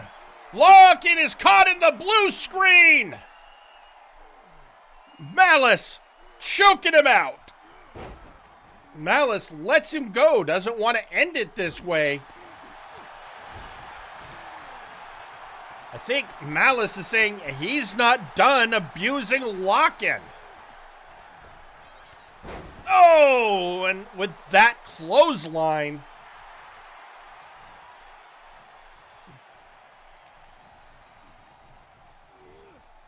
Whipped into the ropes. Oh, and another clothesline. Going for the pin.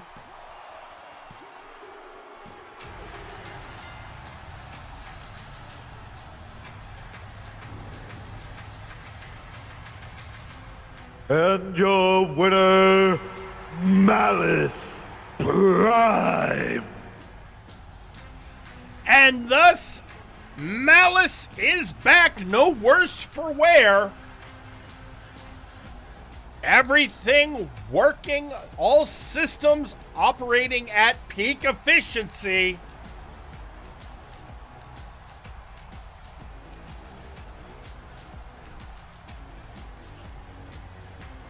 Now I just got to figure out what, I guess he's doing at Multivania.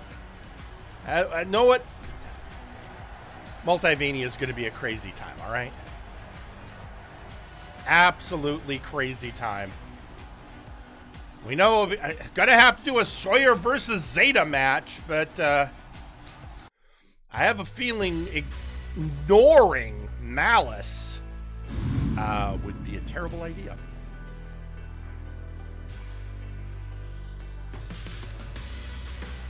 Speaking of terrible ideas, I gotta let this guy talk. Because so much is going on, but it's always, this guy spooks me. Okay, this is spooky as hell.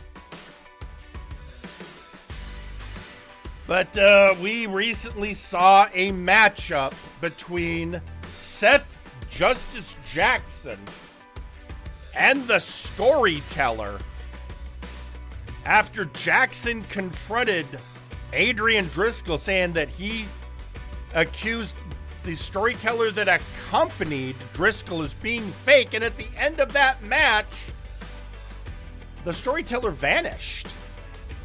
And the smoke he puffed into entered Driscoll.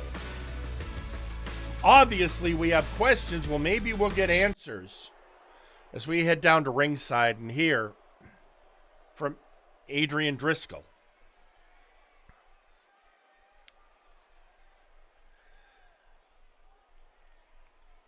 You know, Seth Jackson, you are beginning to irritate me.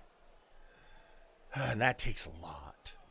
All right, fine. I will admit that the Storyteller that has been accompanying me was a conjuration, a bit of an illusion. A specter of the past called forth to even the odds against you, Jackson, and the Night's Watch. And what's annoying me the most, Seth, is that you, of all people, are beginning to get old Adrian Driscoll. And frankly, I've had about enough of it. You are not aligning with my plans. You are getting into my business. And frankly, you're getting in my way. So I'm going to make this as official as I can. Jackson, or Justice, or whatever the hell is going to get your attention. I am officially challenging you to a match at Multiverse. And I want to let you know something. Yeah, I might have been submitted once. And I might have been pinned in a tag match.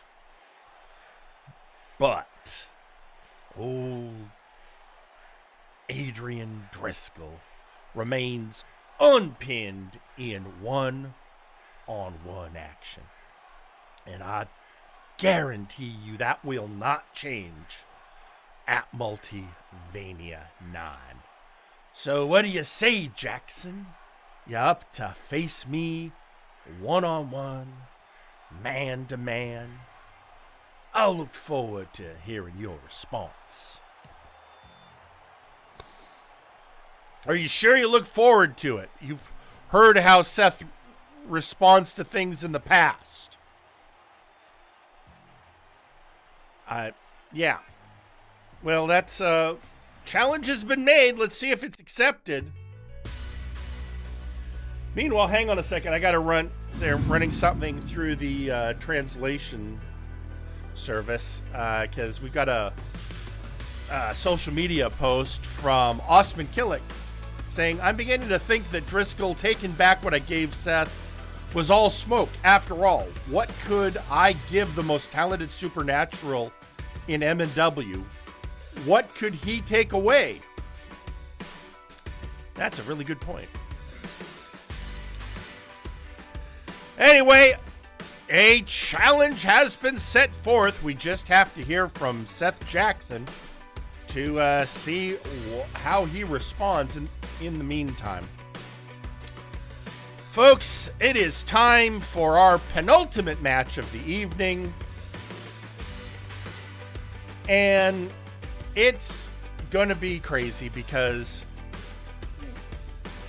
we've been having issues for a while now with different people being mad at different people. Issues between Jagger Blackthorn and R. Sawyer. A blood hunt against Jagger Blackthorn by Jean Tristram. R. Sawyer taking kind of a little bit of pot shots at both. So we're going to have a match, but how do I say this? We were discussing when we were booking how we're going to do this. We have to give people a chance to vent their issues. But I was a little worried about what would happen if I just threw those three in a match together. So I am going to throw those three in a match together. But it's not a triple threat. Oh, no. It's a four-way dance. So who is the fourth, you ask? Well, let's head to ringside and find out.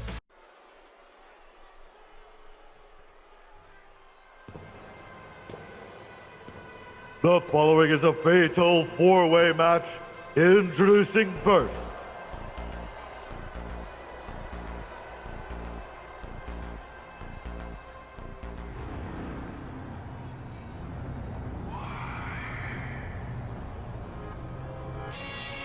Jagger Blackthorn. And the Storm Crow cometh. Now, at this stage, despite everything that he's gone through and everything that happened, I'm going to go out on a limb and say, at this moment, Jagger Blackthorn is the most normal person in this match. And I mean normal in that he's just trying to get business done.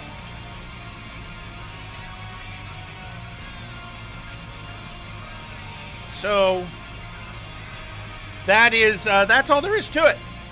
And yeah, the former Omni Slayer comes to the ring, gets some business done,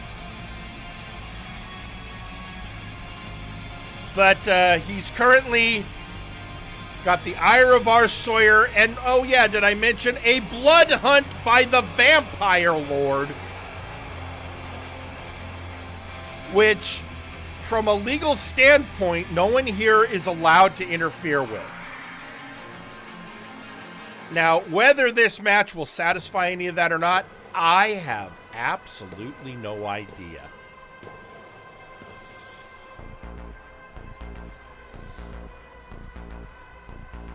We're just going to have to find out.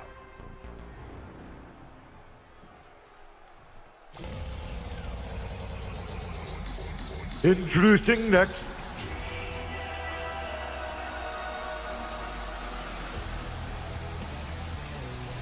R. Sawyer.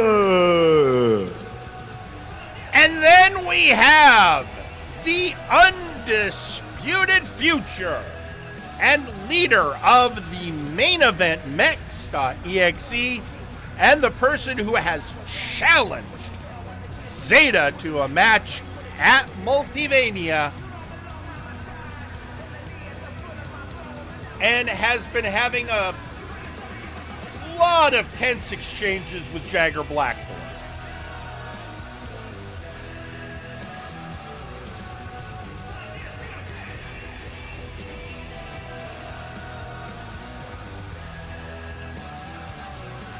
The question is going to be, how does this play into the Multivania plans? Well, of everyone, really.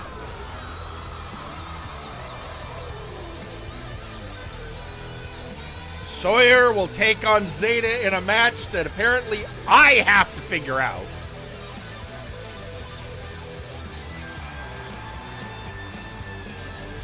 While trying to dodge the animosity of the blood hunt between Jagger and Jean.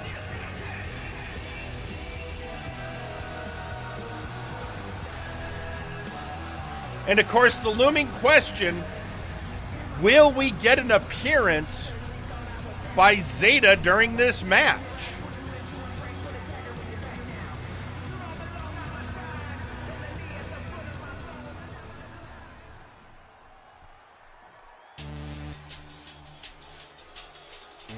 Introducing next, Jean Tristam. Now, hang on, what is going on here? Could we get could somebody focus a camera in? I mean, for one thing, he's not blonde anymore. What is up with him? First off, that shirt needs a good laundering.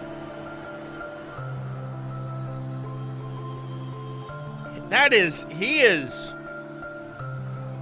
looking bloodied and battered.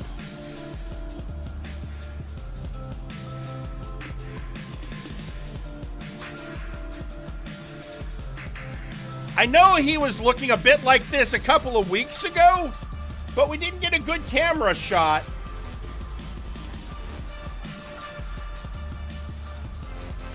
I'm going to call that disturbing.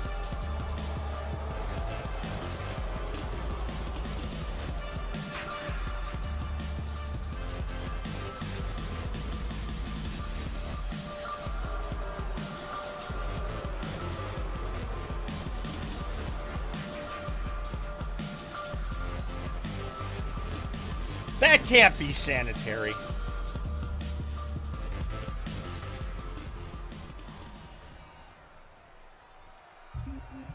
And introducing the final opponent,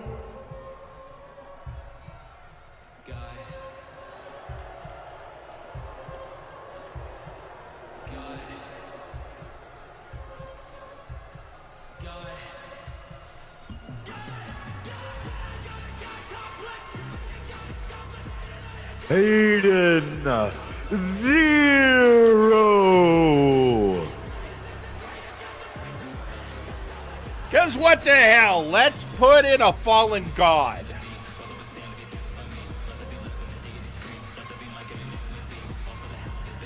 Aiden, the one-time so-called god of wrestling, who feels he's fallen from grace and must reclaim his godhood. Why is he in here? Because I needed something. I needed somebody to throw some random numbers that they all have to deal with. And Aiden seemed best because if Aiden Zero's good at anything, it's being everyone's problem.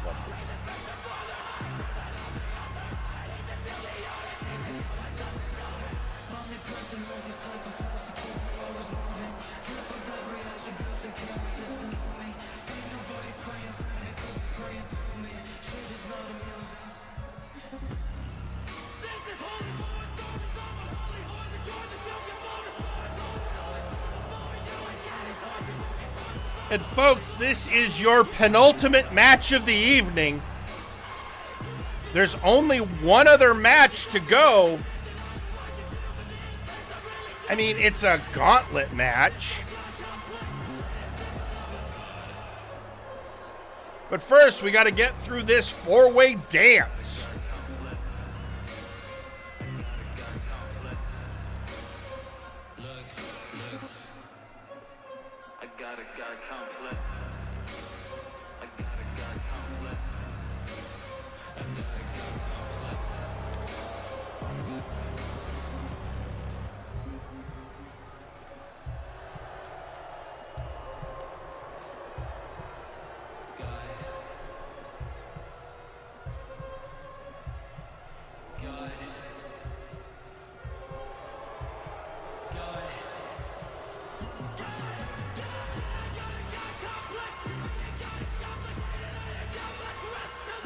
So here we go, folks.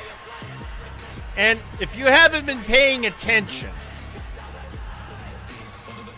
the blood hunt between, this is almost a respite between Jagger and Jaunt, where we've been playing a cat and mouse game for weeks now.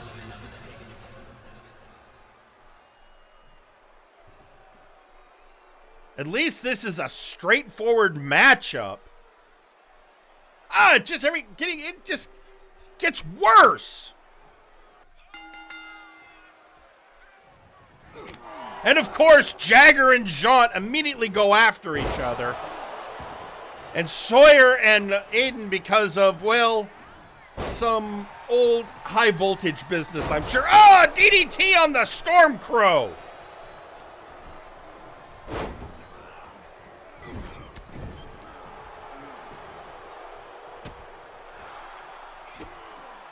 Jaunt getting his hands on Jagger. What he has been looking for. And knocking the Stormcrow to the ring, and then realizing Sawyer has got a submission hold on to Zero. See, now I'm thinking of questions that no man should have to think about, such as, what happens when a vampire feeds on a Terminator? Meanwhile, outside, Jagger clotheslines Aiden.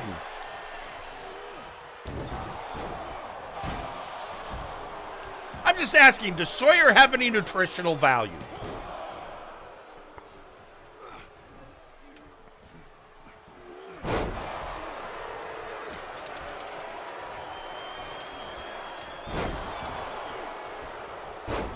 And again, Jaunt slamming Jagger.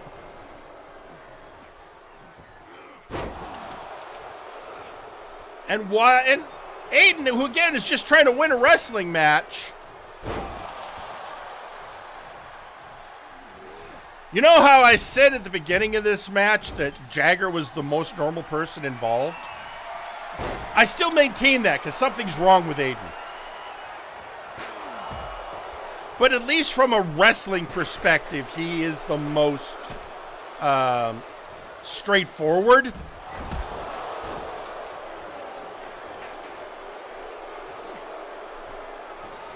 I'm going to say some words now I never thought I would really say. At this moment, I miss Sam Jax because it's like he would probably answer any questions I have about what's going on with Jaunt. Because he was polite that way.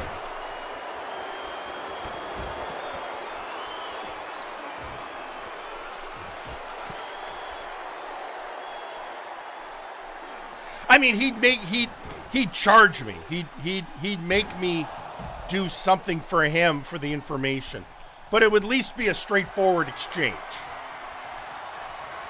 And it'd be like, for what match do you want? I mean, it wouldn't be anything really crazy. It would just be like, if I give you a match of your choosing, will you tell me what's going on with this vampire stuff?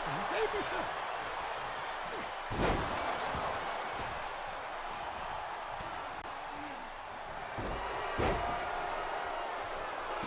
Meanwhile, going after a win's a win, although Jaunt really wants to win against Jagger. Wait a minute, is that a... He's going after him with a kendo stick. Does that count as a wooden stake? Asking for everyone.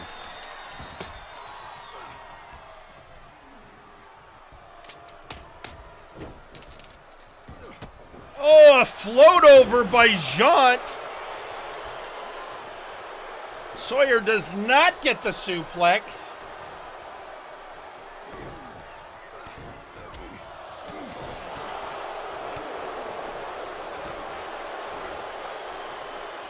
Jaunt, I think at this point, is just trying to get Sawyer out of there so he can get back to his business. Speaking of his business, now he's just going to beat on Aiden because he's there. Oh, he's going for the pin. And now we're putting a ladder in because let's escalate. Oh! Well-placed ladder that made Jaunt didn't realize he was landing on. Drop toe hold.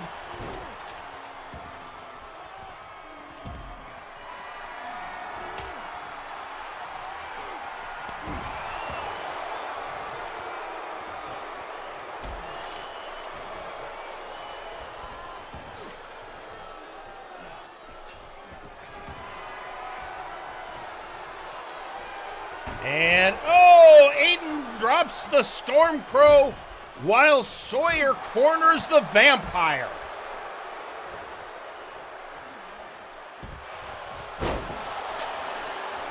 Oh, pinning predicament. Doesn't stick.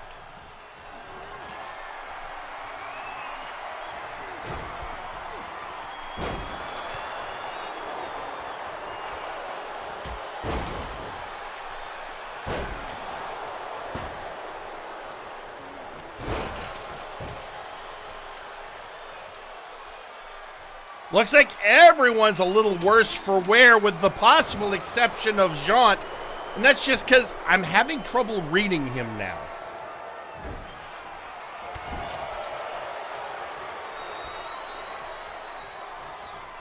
Bringing Jaunt to the ropes. Knocking him down. Jaunt getting out of town. Tope Suicida. While Sawyer beats Aiden with a road sign, which is oddly fitting.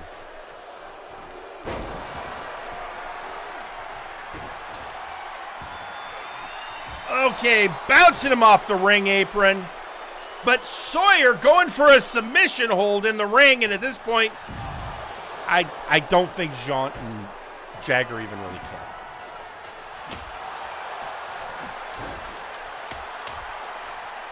And, looks like a slam outside on the Stormcrow. As the Undisputed Future beats on the Cyberpunk Prodigy.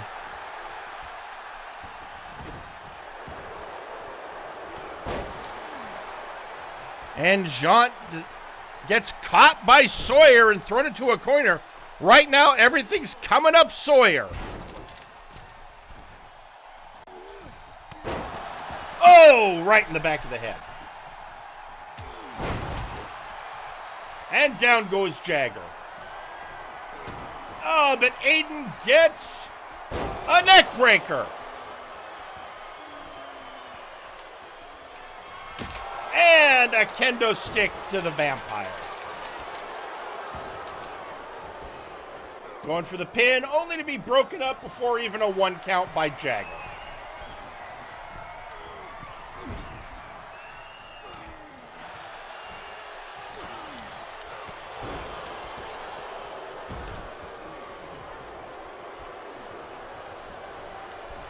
And, Jagger in a bad spot. Oh, landed on that ladder.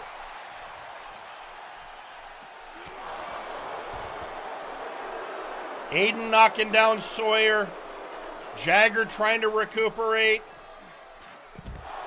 Jaunt running to join the fray.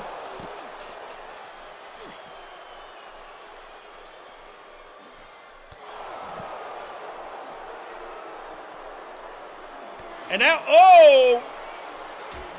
Aiden being able to use enemies against each other.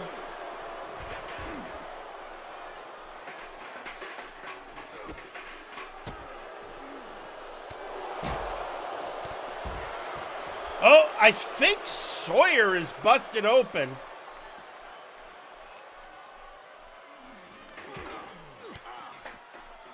Jaunt fighting against the Stormcrow. Oh, so much chaos. Aiden and Jaunt back in the ring while Sawyer and Jagger fight outside.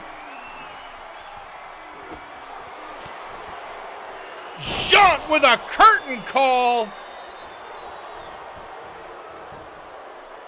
1, 2, 3.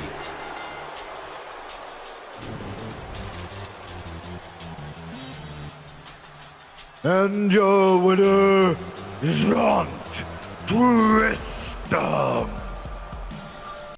So Jaunt victorious, but the pinfall on Aiden 0. This blood hunt far from over.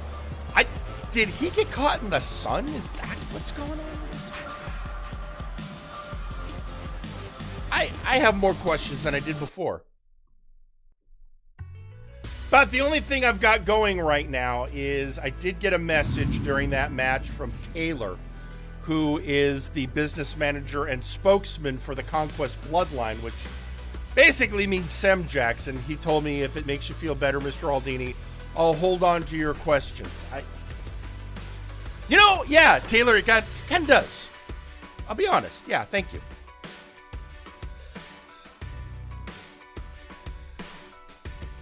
Because, yeah, that's,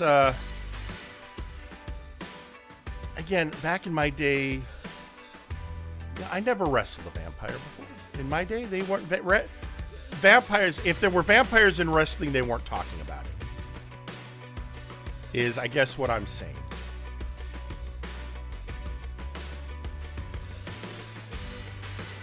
And meanwhile, Jagger and Jean Tristam, Jagger is gone, and Jean is apparently chasing him after. The blood hunt is back on. So that is, somebody's asking, what about Gangrel? Guys, if Gangrel was really a vampire, no one's told me about it. Everyone just assumed he was kind of a poser. Like he was playing at vampire. So. Anyway. So it's almost time for our main event, but before we get there, we have one last person we have to hear from tonight. Because, I have a policy. If a belt holder wants ring time, they get ring time. So we are going to hear from our Nexus Titan champion, the Dagger, Daggerick. Oh, I'm feeling good. Ah, boy. Life is good, everyone. Now, all right. I'm going to admit, I was a right bastard to Mega when I first won this title. I played underhanded, and I deceived the lad. But after the back and forth I just had with Gorm, I forgot what it felt like. And it realized, being underhanded, it's just not me. I want to fight fair, and I want to fight for glory. So first off, Gorm, thank you so much for bringing it. And Multivania's coming up. And I need to officially throw down the gauntlet. So I am issuing an open challenge. You heard me right. Anyone who wants to face the Dagger at Multivania, the first person that steps up gets the title shot.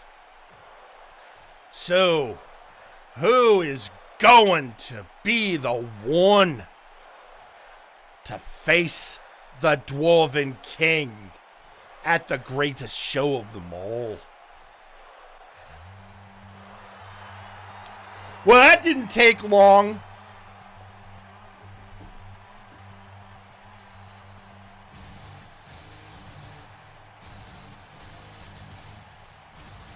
So, it's Tommy Black, who recently said he vowed that by Multivania he would hold a title. And the Dagger did just make an open challenge.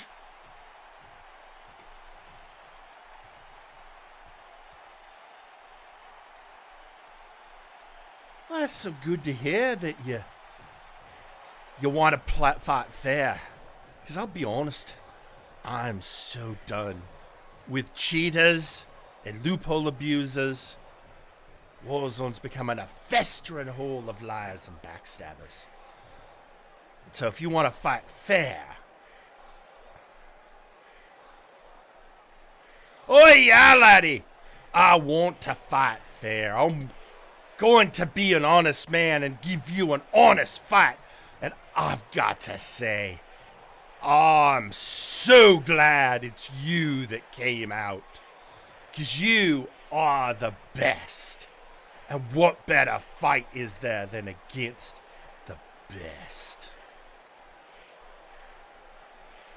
Well, that's all I wanted to hear. Yeah, straight up competition between the two of us. So let's give them a show they will not soon forget. The Mad Lad of London versus the Dwarven King. That's what I'm talking about!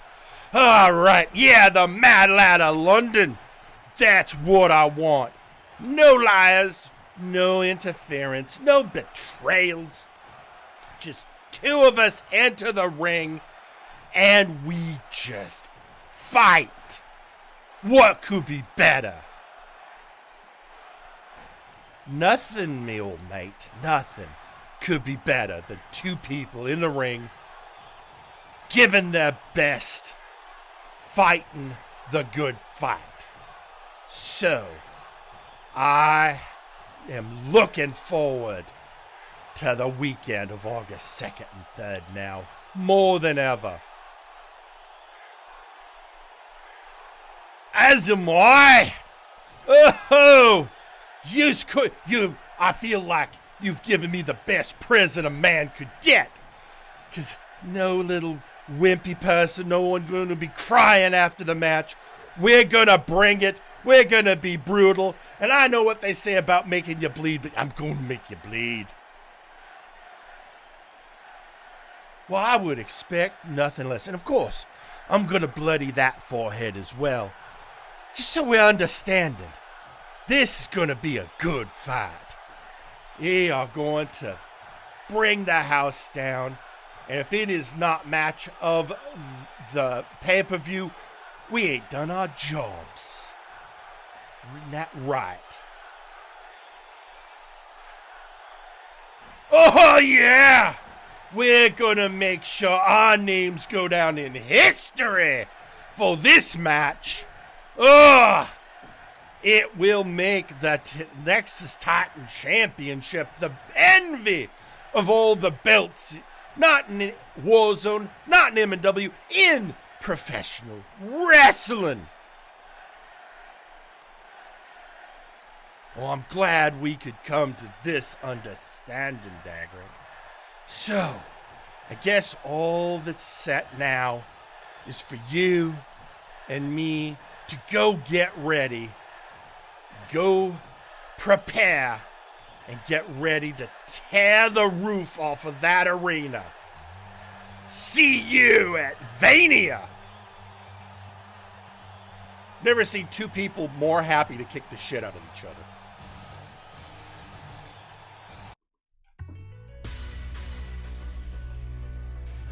And no one is bringing up the fact that we're about to have ginger on ginger violence. No one. All right, because that's what's going to happen. It's going to be ginger on ginger violence.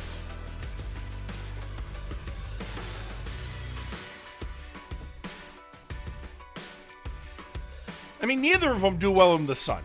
That's all I'm saying. Anyway. Well, folks, I think we're there. At the beginning of this evening, I made an offer to TJ the Mint Gable. A gauntlet match to finish off his last 3 defenses.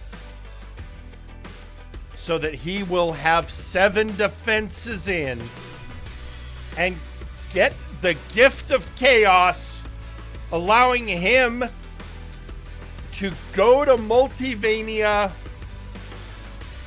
with no one being able to say anything about it.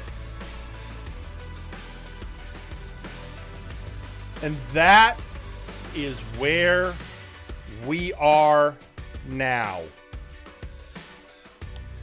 So let's get ready. It is time for your main event. Say it with me, everyone. Let's do this!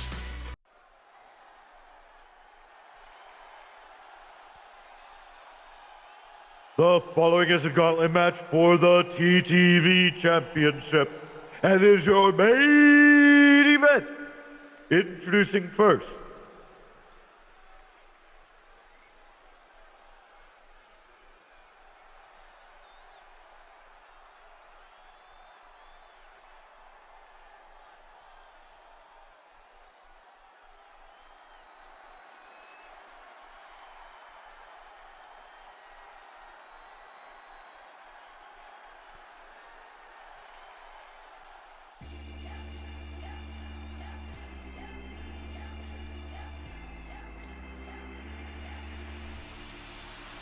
they are the TTV champion, TJ the Mint Gable.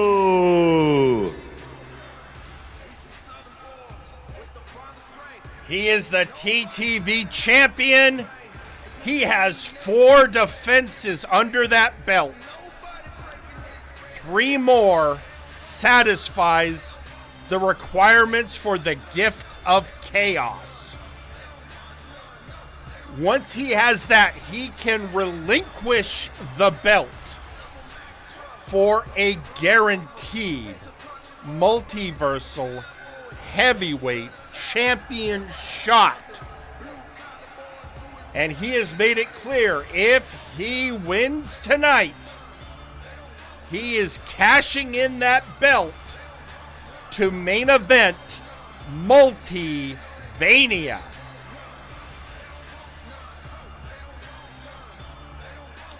But first, he has to go through 3 competitors, and I have not chosen easy ones for him.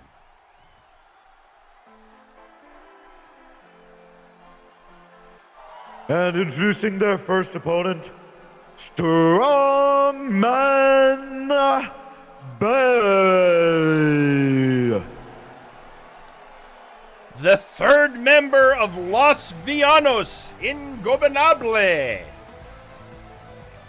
and scion of the Bell Wrestling Dynasty, Strongman Bell. And he would love to be a title holder again.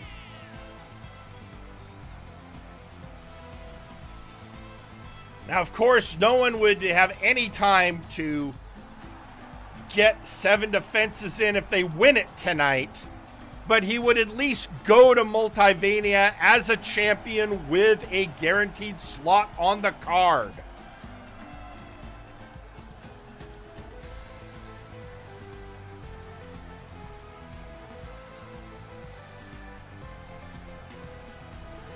So now it's just the question, can he do it?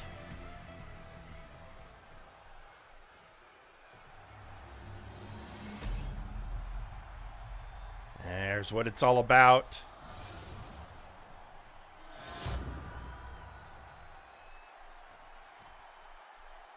And of course, we have a message going out from Forrest the Fortress Wade, saying, eyes on the prize, bro. Eyes on the prize.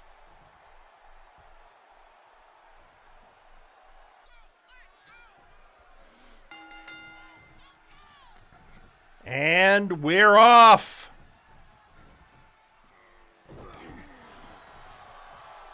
Bell just has to leave it all out on the mat. TJ has to keep in mind he has to beat Bell and then face 2 other opponents.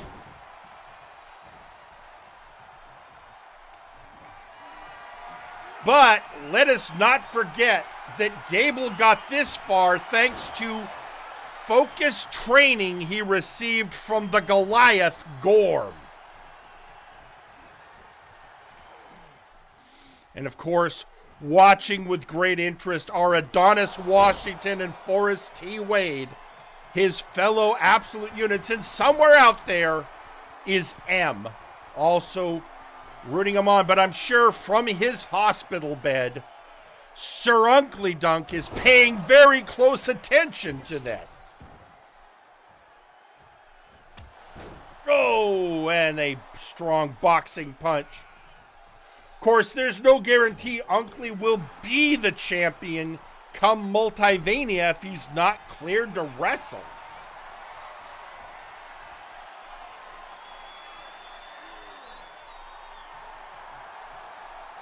Again, going for that submission hold. Bell gets out again.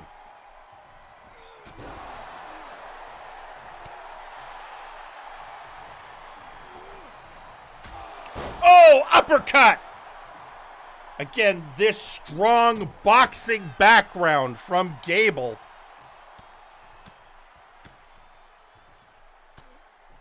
And we do get a message coming out from M saying, units together, units forever. Hold on, I have to take a call. Good luck, TJ.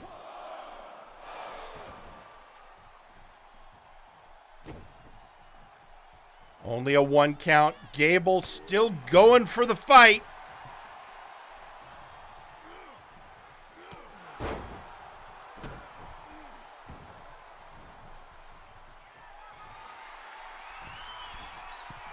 Going up top.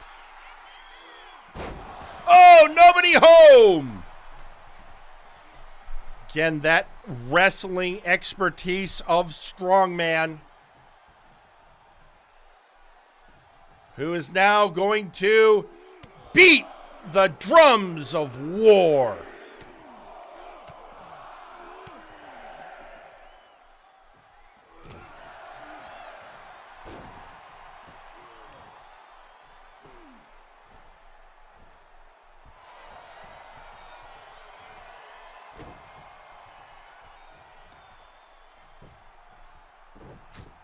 Oh, slamming down on him. And again, the question, there goes Bell up top.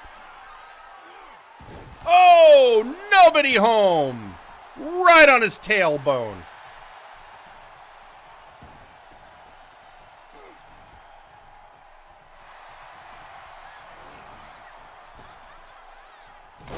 Oh, and the back. Folks, just so you know, Gable is already breathing rarefied air in that he is the only TTV belt holder besides Khan to reach the 4th defense. Most of the other holders, in fact, every other holder, has lost the belt after 3. But that will be bitter consolation if he does not win tonight and doesn't get his shot at Multivania.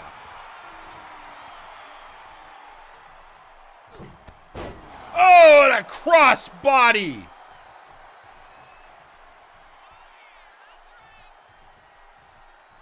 Oh no, oh no. Oh, I was worried he was going to get caught on the outside, but he managed to survive.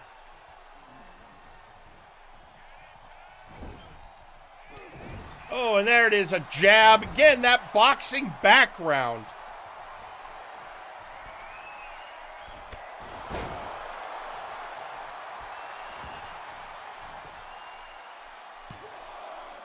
Two count.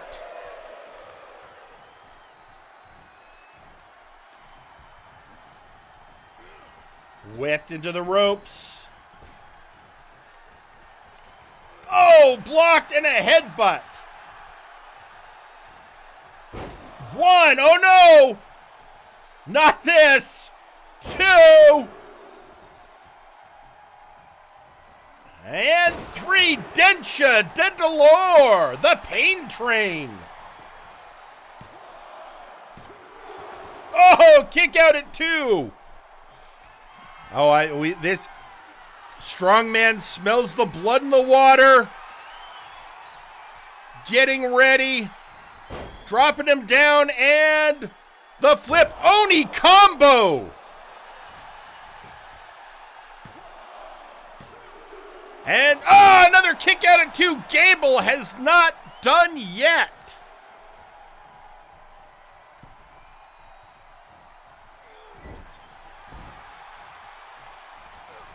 Oh, Gable gets out of the way.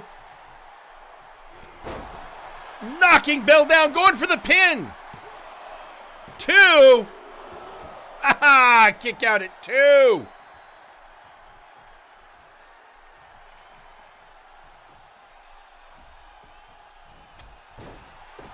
Keeping him down.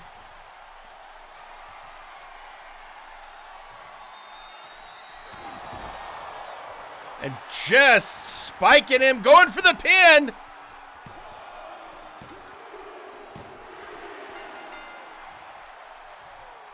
First defense.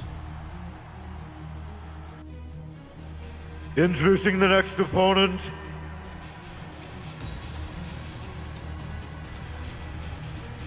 Balrog.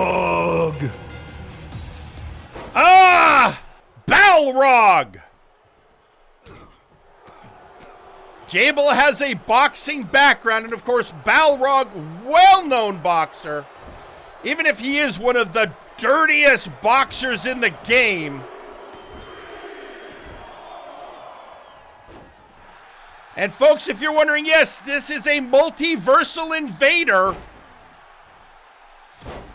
Which makes me wonder, well, the hell is the interdimensional champion? But he was around, and I made an offer.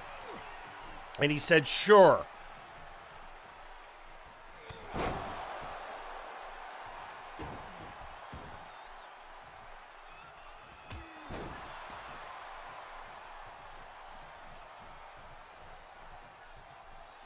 And Balrog in the corner. Working over the arm. But at this point, TJ has the 5th defense. If he can beat Balrog, he'll have the 6th. But Balrog is not going down easy.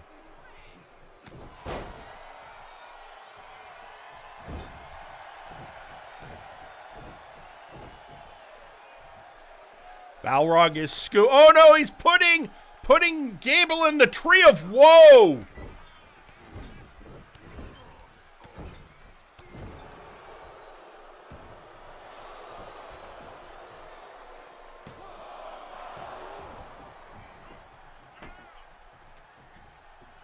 Matching up again.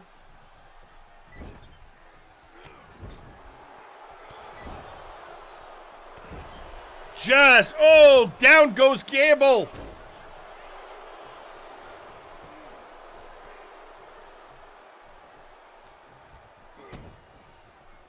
And with that kick and with, slamming him down in that punch.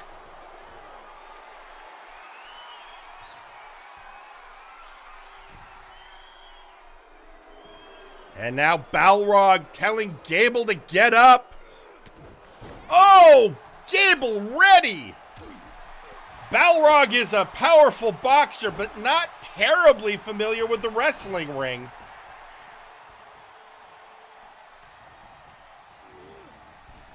Despite, from what I hear, repeated attempts by Zangief to get him familiar with wrestling.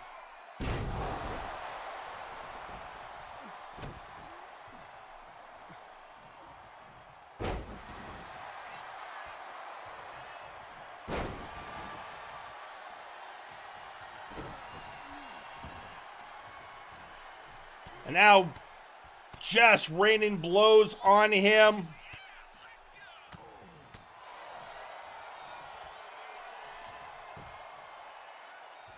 Hoisted him up and, slamming him down.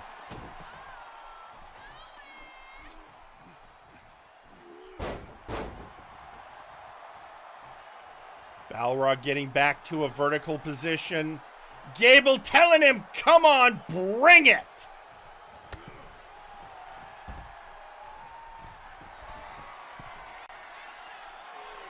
Oh, from the top.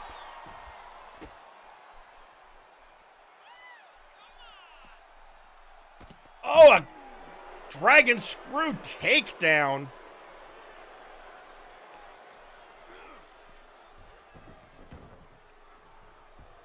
Balrog chasing after Gable. Oh, knocking him down.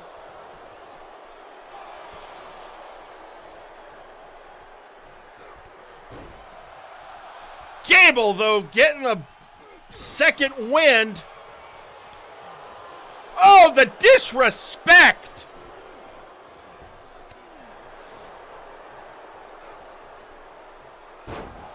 Slamming him down.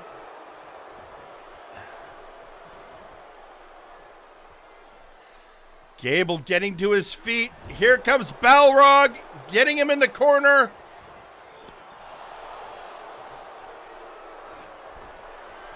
And now just go into the middle rope. Oh! But since it's not familiar territory, Gable taking advantage. Going for the pin! I think part of the problem is Balrog's not used to the idea of he's got to pin his opponent.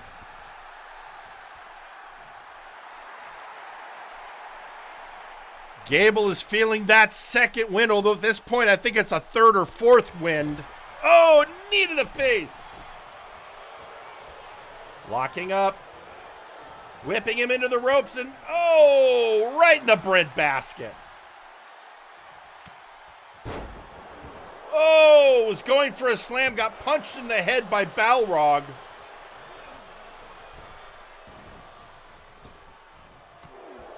Oh, again in the gut.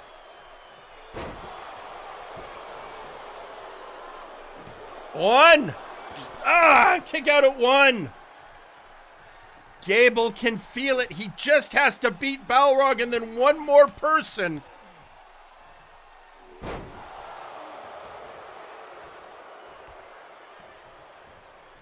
Bringing him up again. Oh, Balrog hoisting him. But again, I think his inexperience with wrestling showing.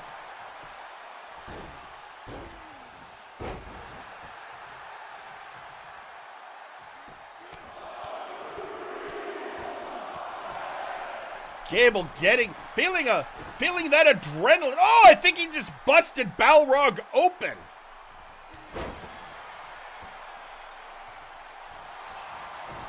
Getting himself charged up again.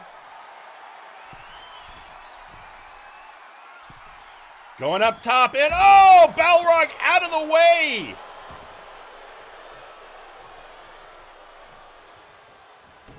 Discus punch from the Street Fighter. Oh, smacked down. Kick out at 2. Oh, but Gable sizing him up. Oh, again with that Kahelas punch.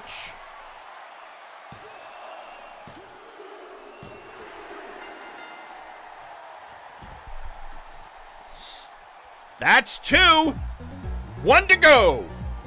And introducing the final opponent.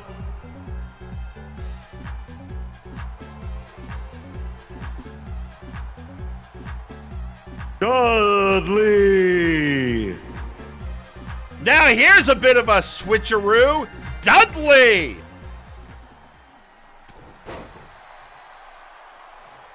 Longtime opponent of Balrog's. And interestingly, one of TJ Gable's influences, from what I understand, in boxing.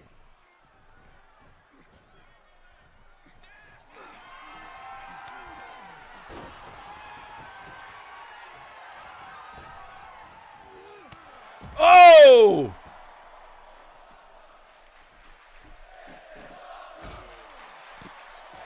Dudley looking for some good old fisticuffs and a proper challenge.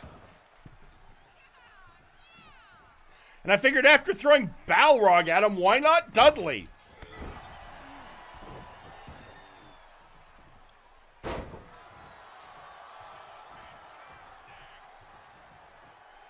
At least Gable knows he's going to get a clean fight. And he has 6 defenses now. If he can beat Dudley, it will be the 7th defense.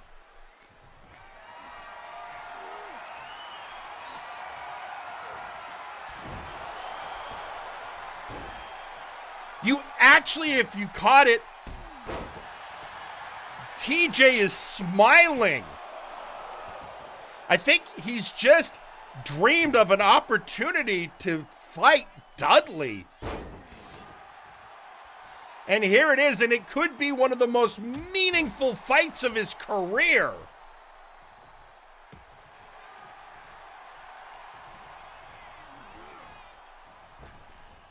Oh, uppercut. And a Luthez press. Looks like Gable, the damage he's taken in this match is catching up with him, and he's been busted open.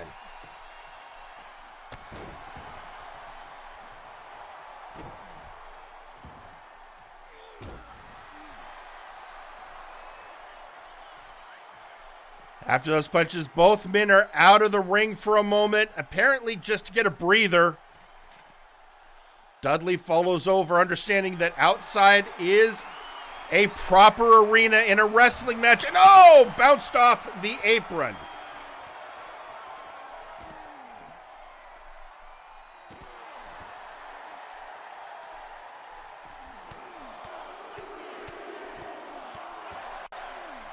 Throwing the blows. Again, Gable can feel it. Dudley is all that stands between TJ and Multivania.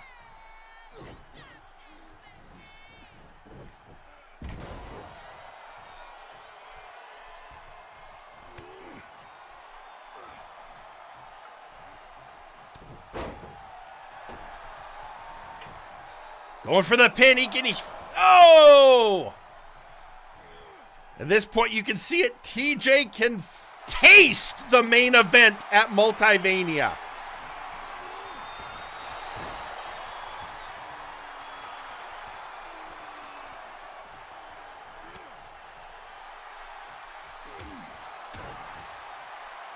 Now, oh, and a headbutt. Not Duchess of Queensberry, but proper wrestling.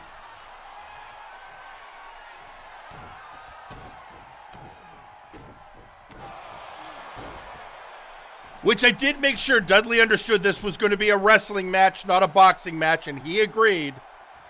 Well, he said bully, so I assume that meant he agreed.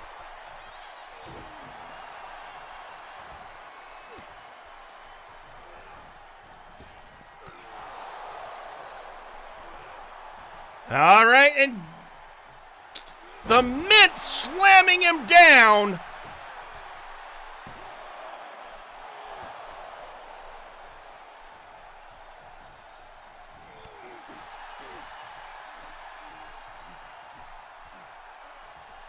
Oh, hitting him. Oh, it's so close. Gable is saying this is it. But he still has to get the pin.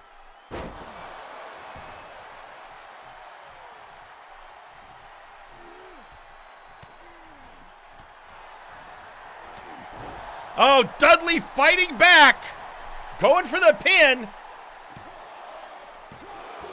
Kick out at 2. Could you imagine Dudley defending the TTV belt at Multivania? Think of so many people that would want to step up.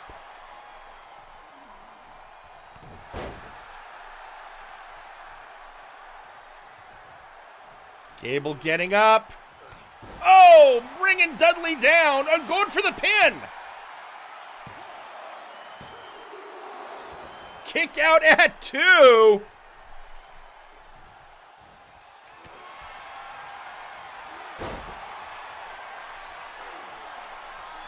Stretching him out. Looks like Dudley has done some studying of wrestling.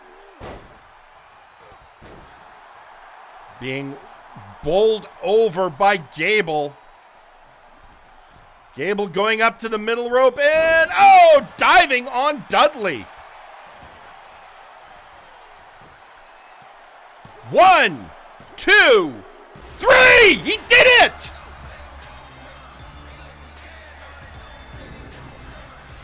And your winner and still TTV champion, TJ the Mint Gable. Wait! He went, that's Sir Ugly Dunk! Out of the hot, he looks fine! The hell's going on here? TJ Gable has won the gift of chaos, can cash in for a shot at Multivania, and the multiversal heavyweight champion who, last I heard, could barely move in a hospital bed, is here beating the hell out of him. The hell's going on? Well, folks, either way, Gable won the gauntlet match. He has the gift of chaos and can relinquish the TTV belt to have a multiversal heavyweight title shot at Multivania. And considering that, as far as I just saw, Unkley looks fine, that will be a match against Sir Unkley Dunk at Multivania, and there's nothing Unkley can do about it. But what's going on? I don't know! And right now I don't have time to figure it out because we're out of time. So everyone, thank you for watching. We hope to see you next week to sort out what's going on. But until then, I've been your host, Warzone General Manager Jerry Aldini, saying good night.